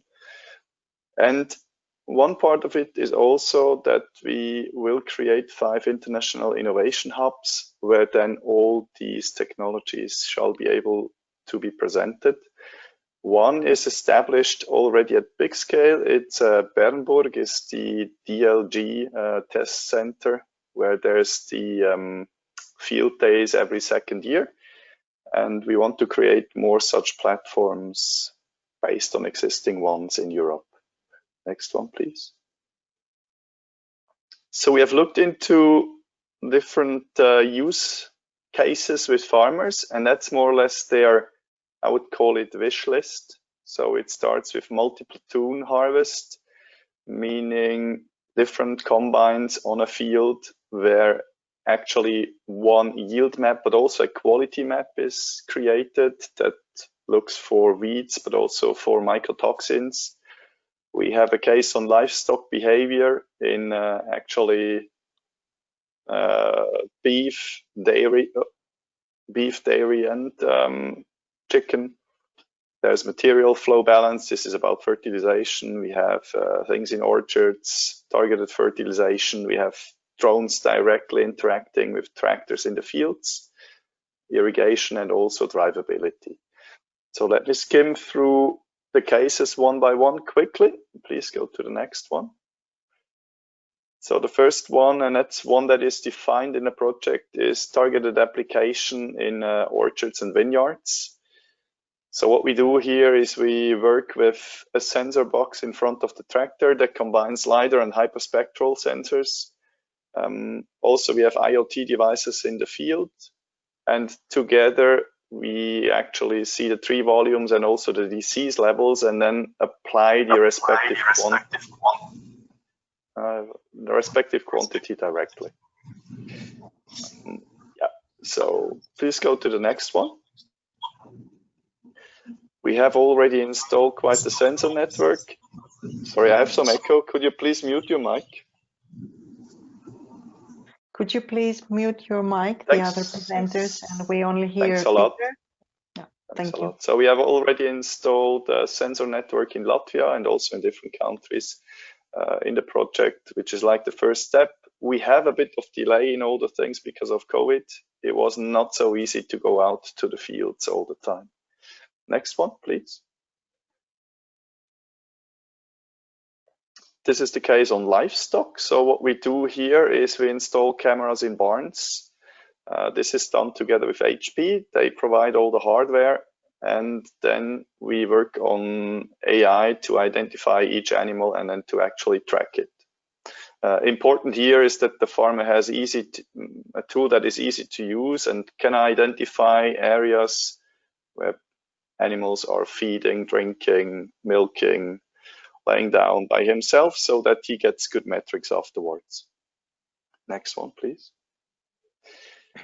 That's the use case we used for the architecture. It's one of the bigger ones. So we have actually a slurry tanker spreading slurry with NPK, so with all the 3 nutrients. This based on satellite data and other models. And it applies always the one nutrient to its maximum level, so it can be N or P or K. And then the delta of P and K is given to a second tractor that is having 2 spreaders, one in front, one in the back, and is applying real-time the missing delta in the same tram lines and everything. So also the 2 machines interact in the field, they interact with the cloud. Yeah, we have kind of all aspects almost covered in this one architecture case that we have pulled together here. Next one, please. This is the platooning. As you might know, there's still issues with calibrations, especially when you have 2 harvest combines in one field that can cause issues. So this we want to solve. But not only that, we also want them to automatically give the driving path from the one machine to the next one in the field real time, so that they always drive and turn at optimum speed and level. And also that they create automatically one yield map and one map for mycotoxins, maybe weeds also, so that different patterns in the field are directly pulled together and then sent to an FMIS. Next one, please. Yeah, this is the drone case. Today, using a drone for fertilization is quite tricky. That's probably also why we don't see it that much anymore. We rather see it based on satellites. But thinking of fertilization, but also weed detection, what we look for here is that the drone flies, directly sends the data to a tractor without the need of stitching it or processing it, and then the tractor applies a certain quantity at the position he is at, and that this is going to work real time. So the idea is to have a 5G downlink of some hyperspectral camera, and then also we will use the IF standards to have the communication in the field directly, and yeah, then to apply also what's needed to fight the respective disease or apply the fertilizer or to tackle the weed. Next one. Then there are use cases we work on that are more like a wish list from the IF itself. Compared to the initial use cases I showed from the farmers, these are things that the industry wants to bring to actually product level. So after the project, this shall be in use with all machinery producers around the globe. And I think that's going to bring us one big leap forward. Also, I've seen different presentations already earlier where the Atlas interoperability might be a key asset. So in case you have questions there, just get in contact with me. Quickly about the IF cases, they want to have the machine tracking. Yeah, please go on ahead. It's fine. They want to have the machine tracking. Obviously, they don't want to open up the tractor in the first place directly, so it shall go through their OEM cloud and then through the Atlas interoperability to actually any other device or software. The same for task management, which is like the second use case.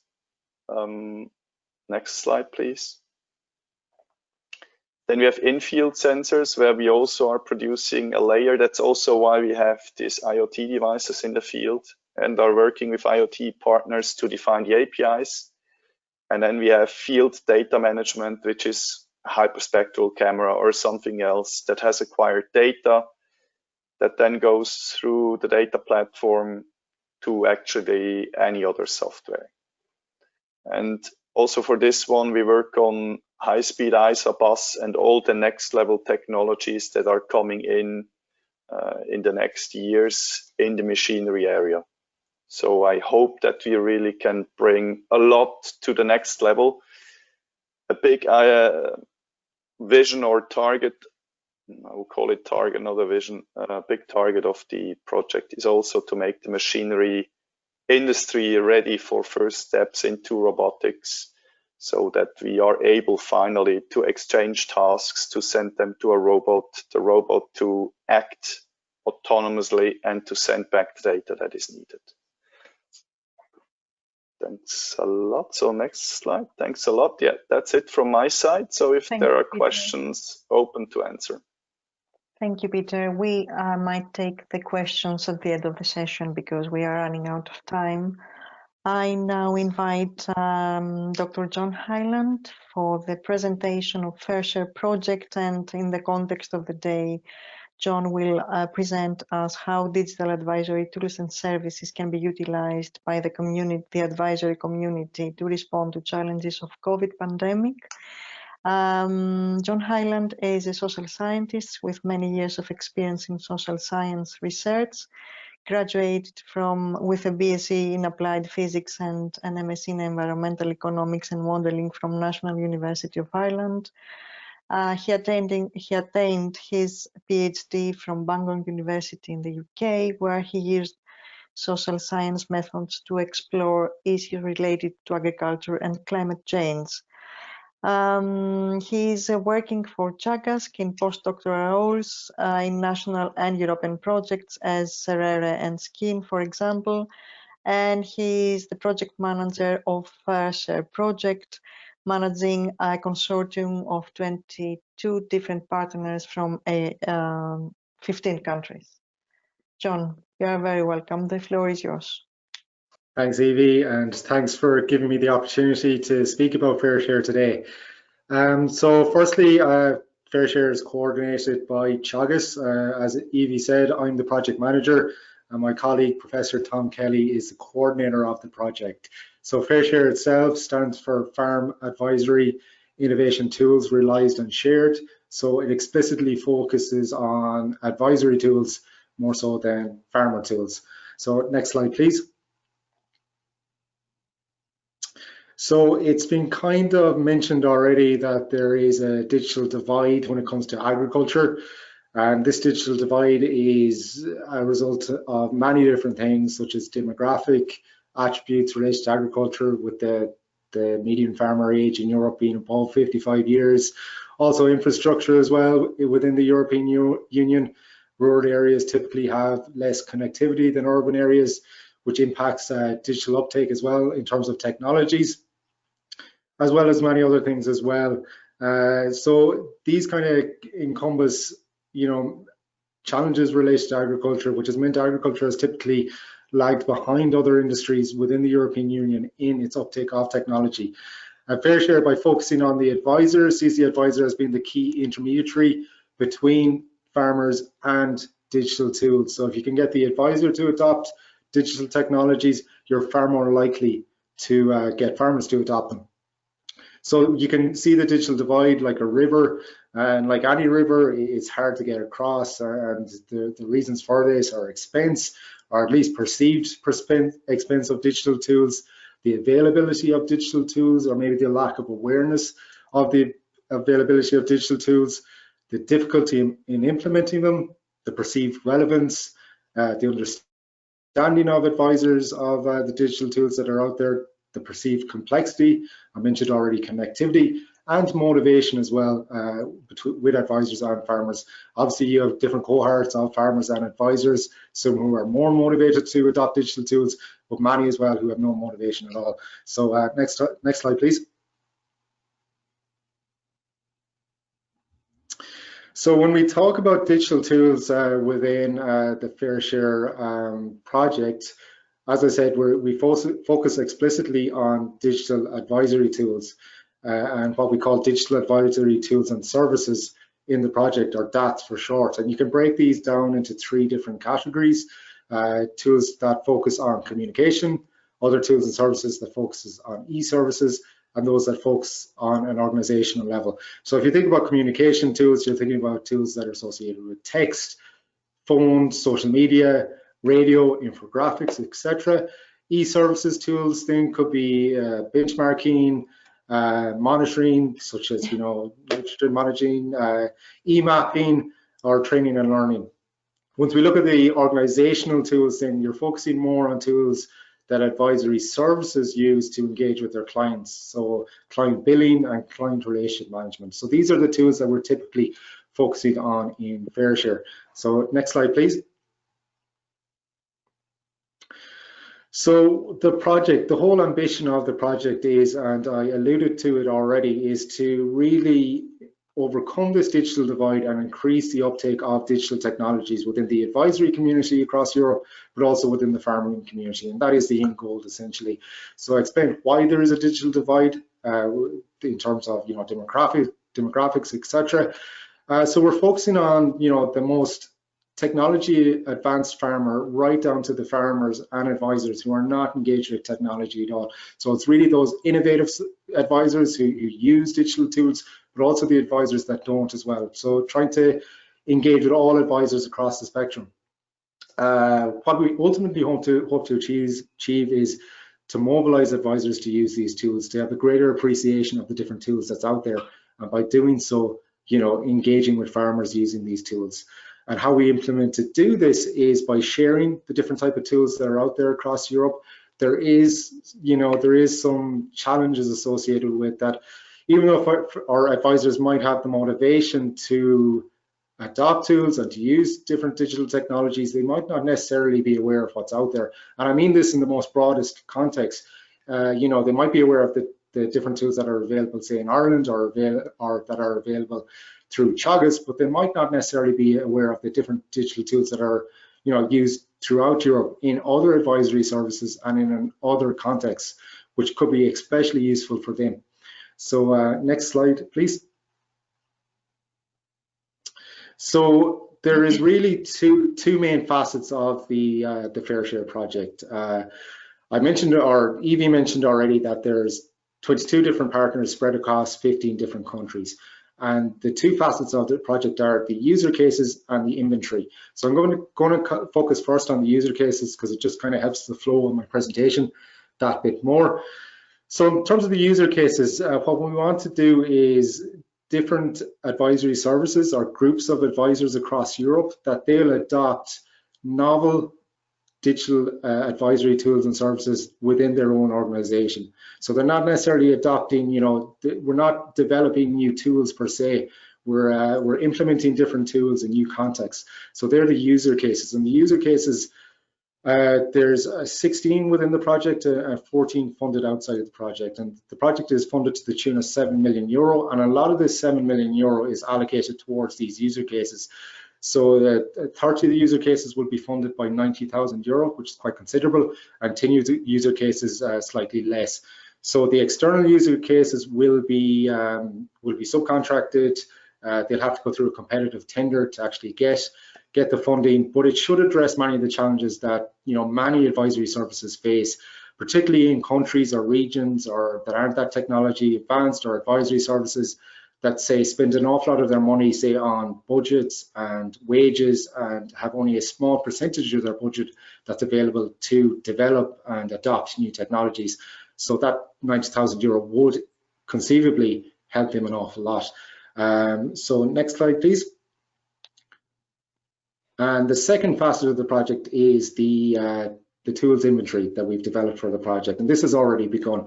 The user cases haven't started yet. They will have started by the end of the year, but the inventory has, and the reason for this is to overcome this kind of blind spot in terms of what digital tools are out there, and it's not necessarily that well known of, you know, the way digital tools are used throughout Europe by advisors and what tools they do use. So the inventory itself was co-designed by the project to make it as easy as usable or easy as possible for end users to upload their different tools into the inventory. The inventory itself is found on the FairShare website, and it's essentially a library of different advisory tools that are available to advisors.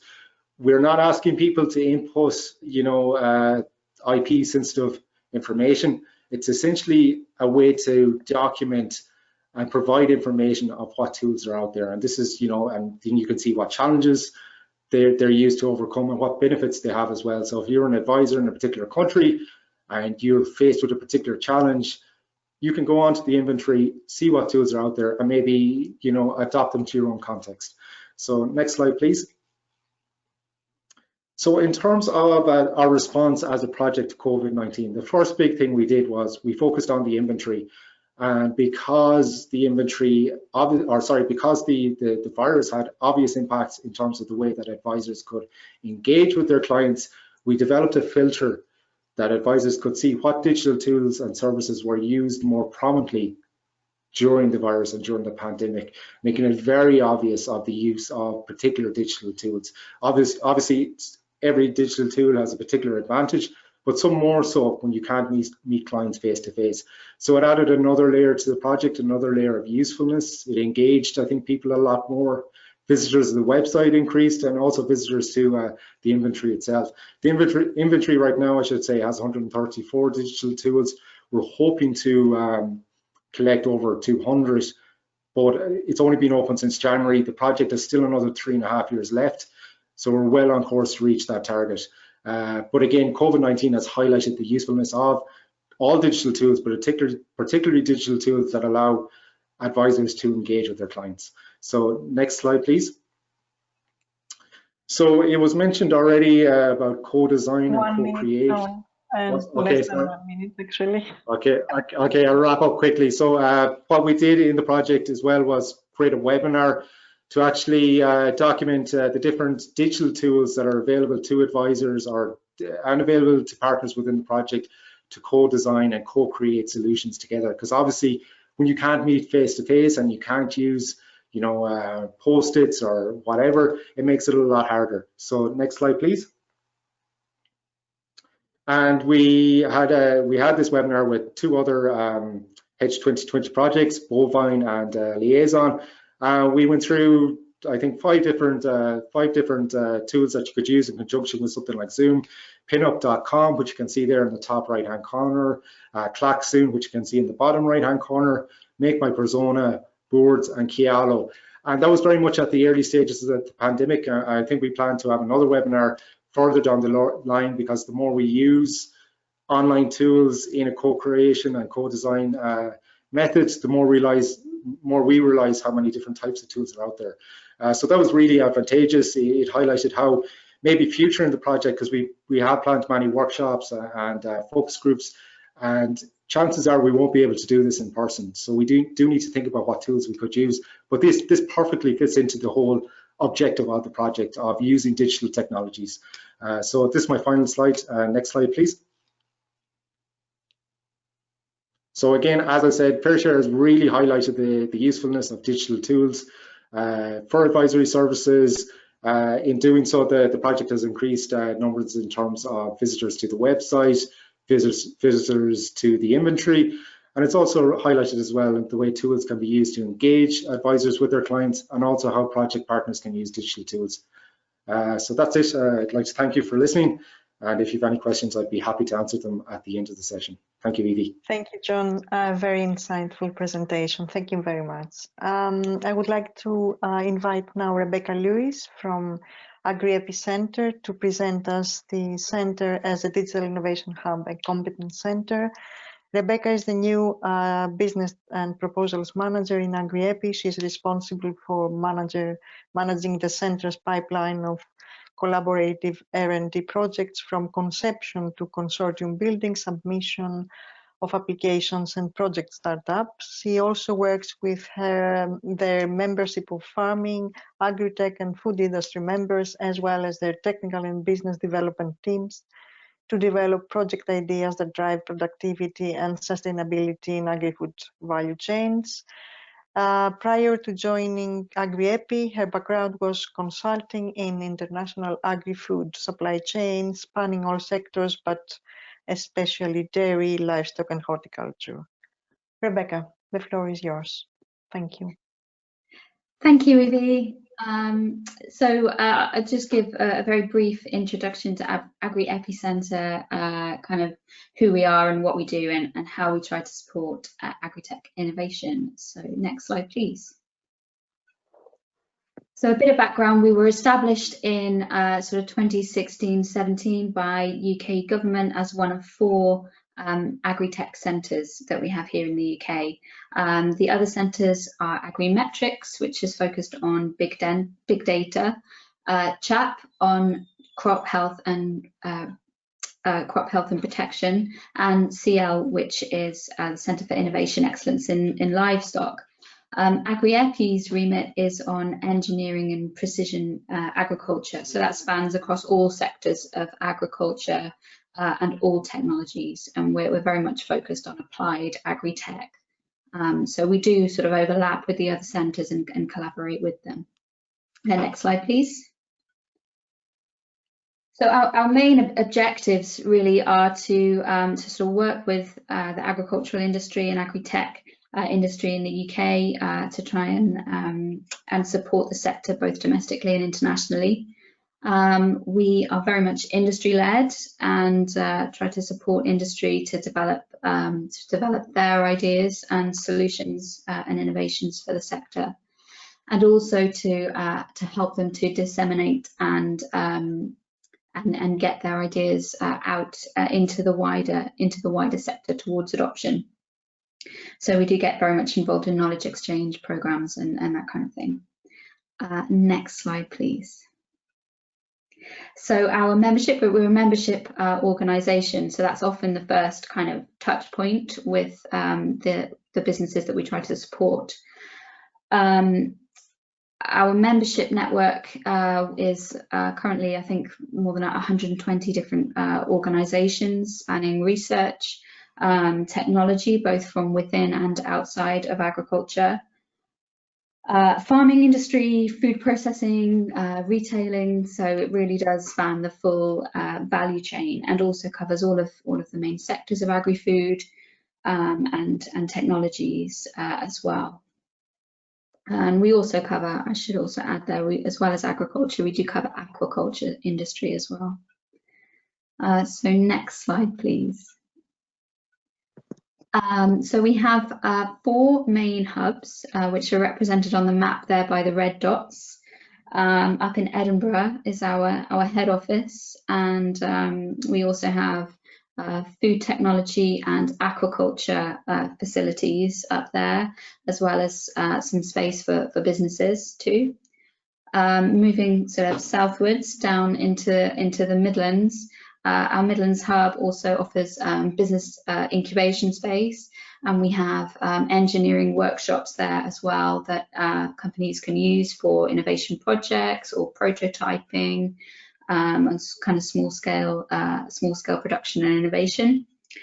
The down one further south is our hub at Cranfield, which is very much focused on precision crop technologies. We have various research assets there, which I'll expand upon a little later, that we share with both Cranfield University and our other centre, CHAP. And then finally, down in the southwest of the country is our Southwest Dairy Development Centre. Again, I'll sort of expand on this a little bit more, but that's our main sort of flagship centre for showcasing innovation in dairy. The white dots on the map represent our network of satellite farms. So these are commercial farming businesses that collaborate with us for evaluating agri-tech at farm scale. So next slide, please. So yeah, a little bit more detail on the Dairy Development Centre. This is located in Somerset, in the southwest of the UK. It's an 180 cow facility. It's operated commercially, so it's very much a commercial farming unit. It's a location where technology and the rest of the value chain can come and develop and test and demonstrate new technologies. One of its main objectives is to offer a vision for what the future of UK dairy farming could look like. It has a high level of automation, including robotic milking and feeding systems. It has a lot of sensor technology, camera technology, and things like that installed within the cow environment and on the cows themselves as well. But importantly, one of the things that we try to do there is to also incorporate precision grazing. So within the UK dairy sector, as with many other countries around Europe and around the world, grazing is very much part of the production system. And we don't want the technology to stop once animals leave the barn. So we do incorporate precision technology into grazing systems as well. It has sort of a visitor centre and things like that, so it can host groups and meetings, and it's very well placed for knowledge exchange and things like that as well. So next slide, please. Then on the crop side, these are some of the assets that we have at our Cranfield hub. So our site there is co-located at Cranfield University. You can see on the left-hand side some of the controlled environment crop growth rooms and post-harvest storage facilities that we have there for research in those areas. These are shared with CHAP.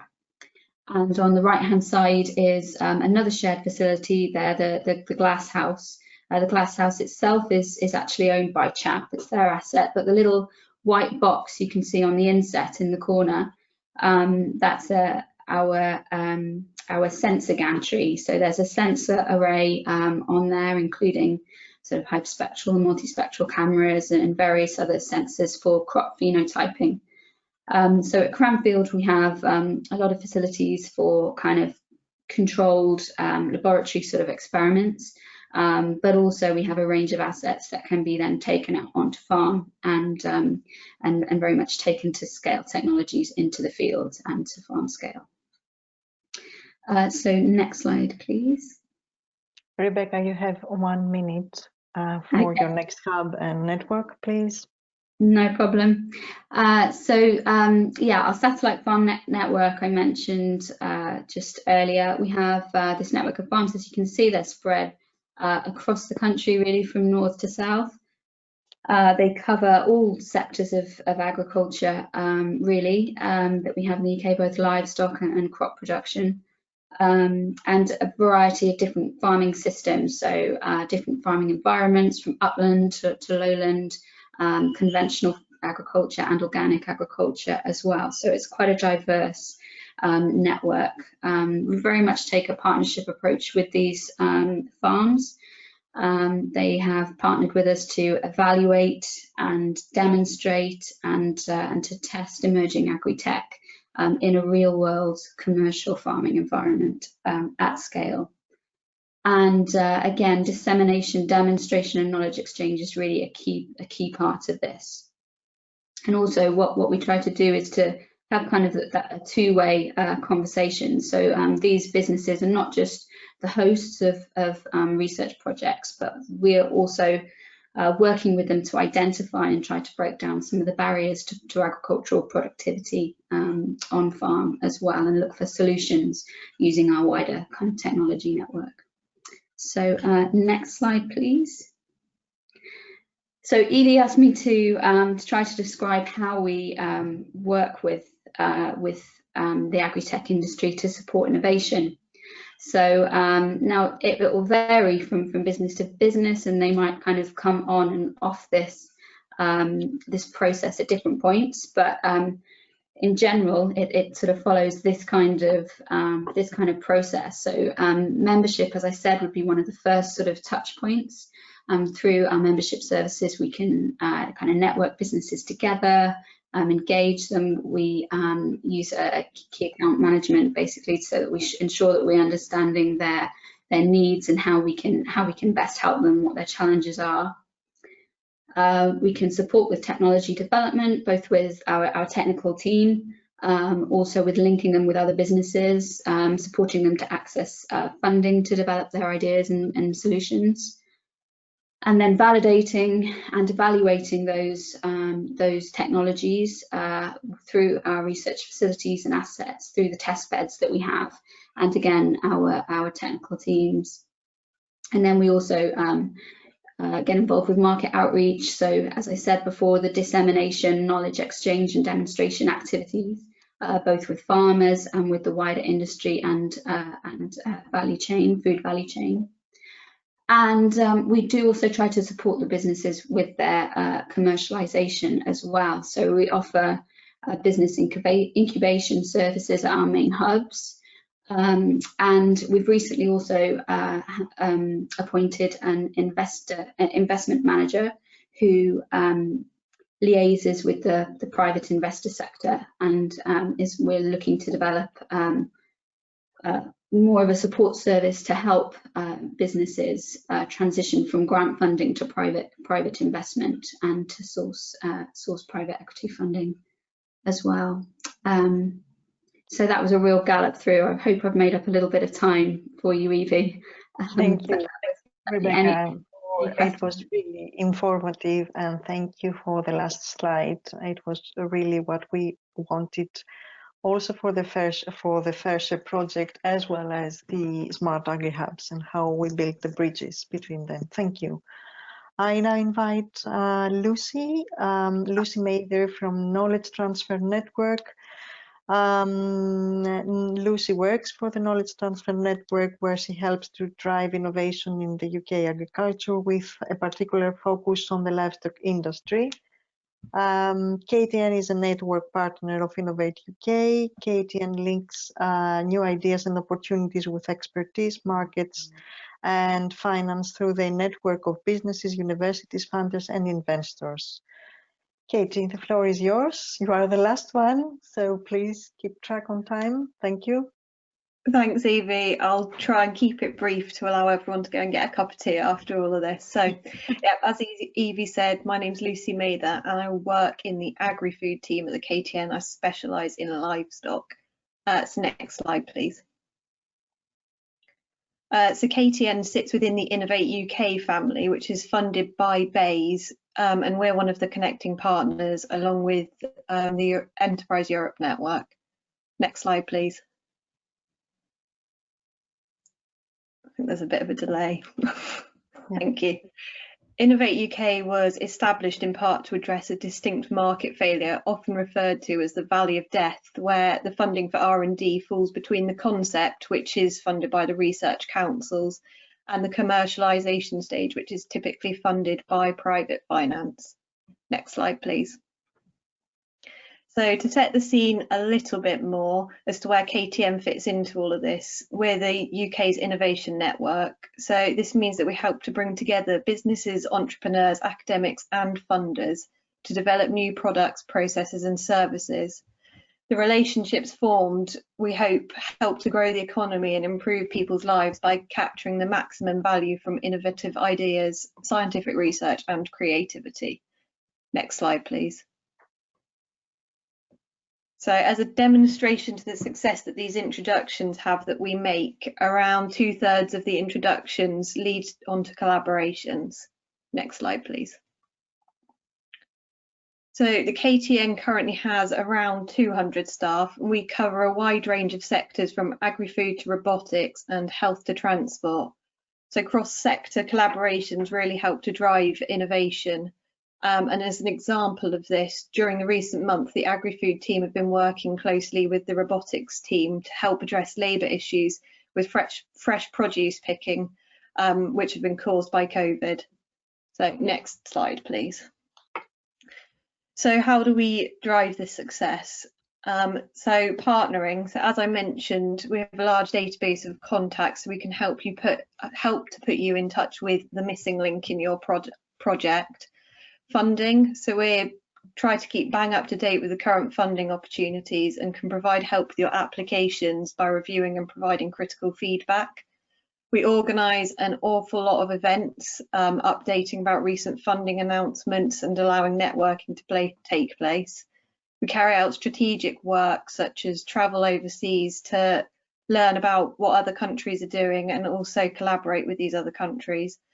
And we try and provide our network with information and news to ensure that they're all up to date with our activities. And most importantly, our services don't cost you a penny, so we're absolutely free for you to use. Next slide, please. So just a quick taster of the work that our team carries out and to demonstrate how wide-ranging the activities are that we get involved in. You can see we go right from the sort of livestock through to food and also crops. Next slide, please. So we work really closely with Innovate UK, who are the UK's innovation agency, and they run many of the funding calls that I'm going to touch on in a minute. Next slide, please. So the Industrial Strategy Challenge Fund, Transforming Food Production, has been the key funding stream for agriculture in the UK for the past couple of years. It's a £90 million programme aimed at funding agri-tech. To date, around £70 million has been allocated to projects since 2018, focusing on technologies that are helping to move the industry towards net zero by 2040. Next slide, please. So to give you a bit of a flavour as to what the final £20 million worth of funding is likely to try and address, this is where some of the money's predominantly been allocated to date. So as you can see, there's going to be some form of funding support in the investment accelerator section, and it's quite likely that there'll also be further funding around the science and technology into practice strand. So watch this space and hopefully there'll be some more funding calls. Next slide, please. So the agri-food team at KTN have been running the GCRF Agri-Food Africa programme for around 6 months now. They've just run a set of virtual missions in replacement for physical missions which were meant to have taken place. They've allocated around £40,000 worth. They've allocated a number of £40,000 innovation awards and have offered 3 internships so far this year. So if that is something you're interested in, then please do sign up to their newsletter. The link is there. Next slide, please. So following on from the Africa activity that we're involved in, the Agri-Tech Catalyst Round 10 is opening shortly, due to open in fact on the 20th of July. The scope isn't yet available, although we've been promised it will very soon be put on the Innovate UK website, so keep your eyes peeled. We think it's going to be around £2 million worth of funding, and the scope's likely to be very similar to the last call. But yeah, keep your eyes on that. And if you are interested, we're running a series of briefing events next Thursday. Next slide, please. So another slightly agriculturally based call is the Designing Sustainable Plastic Solutions call, which is currently open to a number of industries, agriculture being one of these. And it could look at projects addressing issues with the plastic use in agriculture, such as silage wrap or baler twine. The competition closes on the 16th of September, and it's aimed at helping projects with eligible costs between £20,000 and £80,000. Next slide, please. So if there are no industry specific calls available, then smart grants are always a good option to consider. They'll fund projects that demonstrate a clear game-changing or disruptive product. These are generally always open, but I add the caveat that due to COVID, there isn't actually one open at the moment. Next slide, please. So smart grants can be anything from 6 to 18 months in length, with the duration determining how much the eligible project cost can be, and also whether or not the project needs to be collaborative. As you can see, we anticipate one opening in August. Two more projects which have opened today that I'll just quickly touch on as part of a COVID package are the Sustainable Innovation Fund SBRI Phase 1, which is being delivered in 2 phases, as the name would suggest. Phase 1 is the initial phase that will test the feasibility of a project. This call's open until 5th of August and is going to fund projects up to £60,000. The second project that was announced today is the Sustainable Innovation Fund Round 1, which will fund projects of between £100,000 and £500,000. For more detailed information on these, the scopes can be found on the Innovate competition page. Next slide, please. So slightly different than a funding call, but the knowledge transfer partnerships are always a good option to consider if you're looking to bring in new skills and the latest academic thinking to develop a scientific project. Next slide, please. So the KTP model includes an academic partner who's got the knowledge, a business partner who needs the knowledge, and an associate who essentially acts as a bridge between the two partners. They work in the business for between 12 to 36 months and are an employee, so there is a cost to the business for this. Next slide, please. So finally, in order to find out about further funding opportunities which are available, we try and keep an up-to-date list on our website. And as you can see, there's just a selection of some of the things that are open at the moment, but it's constantly changing, so please do keep an eye on it. Next slide, please.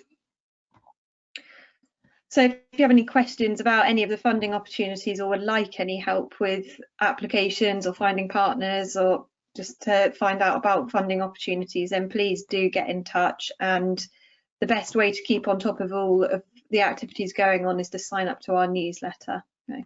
Thanks, Evie. Thank you very much, Lucy. Very informative presentation, mainly on the key funding schemes. Thank you very much. We are running out of time a bit, but we still have a couple of minutes for questions, if there are any on the chat room. Johanna? Yes, there are questions. One of them is, do Innovate UK Smart Grants allow participation of non-UK companies, or do they require a UK-based participant? That's for Lucy. Yeah, you can often be a partner of the Innovate UK funding calls, but you can't be a lead applicant. If you'd like to drop me an email, then we can discuss this in further, if that's okay, in the interest of time. Okay, thank you. There's another question. Anyone can be a partner, but not a leading part of it, as I understood, Lucy. Yes, sorry, yes, that is generally the case, but obviously there's no smart grant out at the moment, so I wouldn't like to say yes or no for the next call, just in case. Okay, yeah, okay. Next question, please. Could the FI experiment on biodiversity benefit from the projects developing the geotag app in the NIVA project?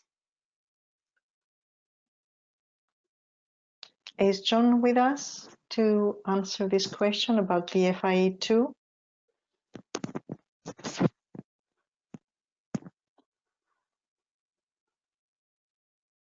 Do we know who asked this question? So then we come back with an answer from John Finn. Yes, Patrick Barrett asked this question. Okay. Okay. So if John is not with us, then we drop an email to Patrick. Sorry, Evie, I am here. Sorry. Okay. Okay, please. So it's possible, yes. At the moment, I mean, one of the issues that we've been facing is the degree of confidentiality that we need to implement in photos that we receive into the project, for example. But in principle, yeah, that is possible. And I can talk with Patrick separately to talk through it a little bit more. At some level, some sort of tagging of these photos is needed, and that can include geotagging for sure. Okay. Okay, there's another question that has already been answered by Christine. Do you want me to read it out loud? Yeah, if Christine is with us, then we can have the answer as well. So the question is, do you have plans to continue the co-development of the app with farmers and advisors? Question was posed by Lisa Morgans, and Christine already answered. Yeah, no, we do plan to reach out to some of the same groups to get feedback on the prototype and possibly to include some of the participants of focus groups and workshops in early trials. So we will be continuing to seek their feedback and refine the prototype based on their feedback. Great. Okay, thank you. And there's one last question for Peter. I'm very interested in the IoT sensors you used for NPK soil. Are they really accurate and reliable? Well, we're not using sensors to measure this. What we measure the soil content with is actually satellites and then a recalibration. So we have developed a method to do so.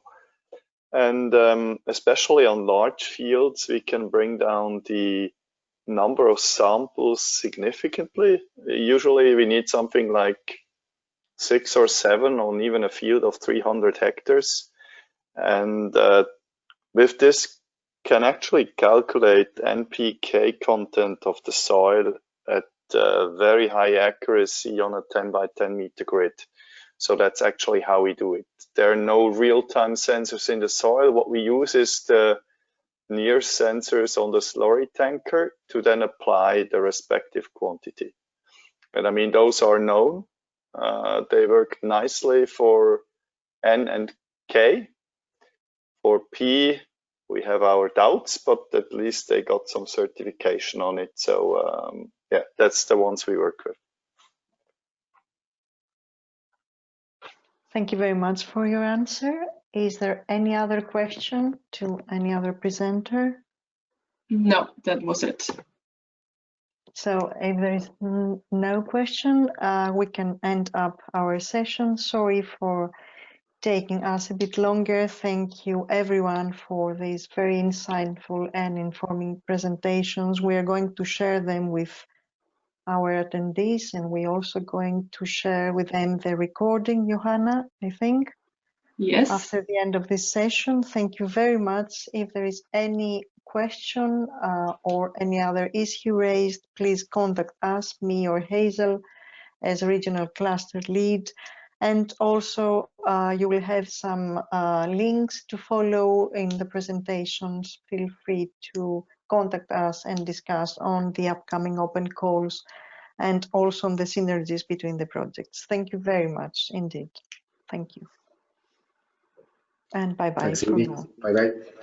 Bye. Bye-bye, everyone. Bye. Thank you.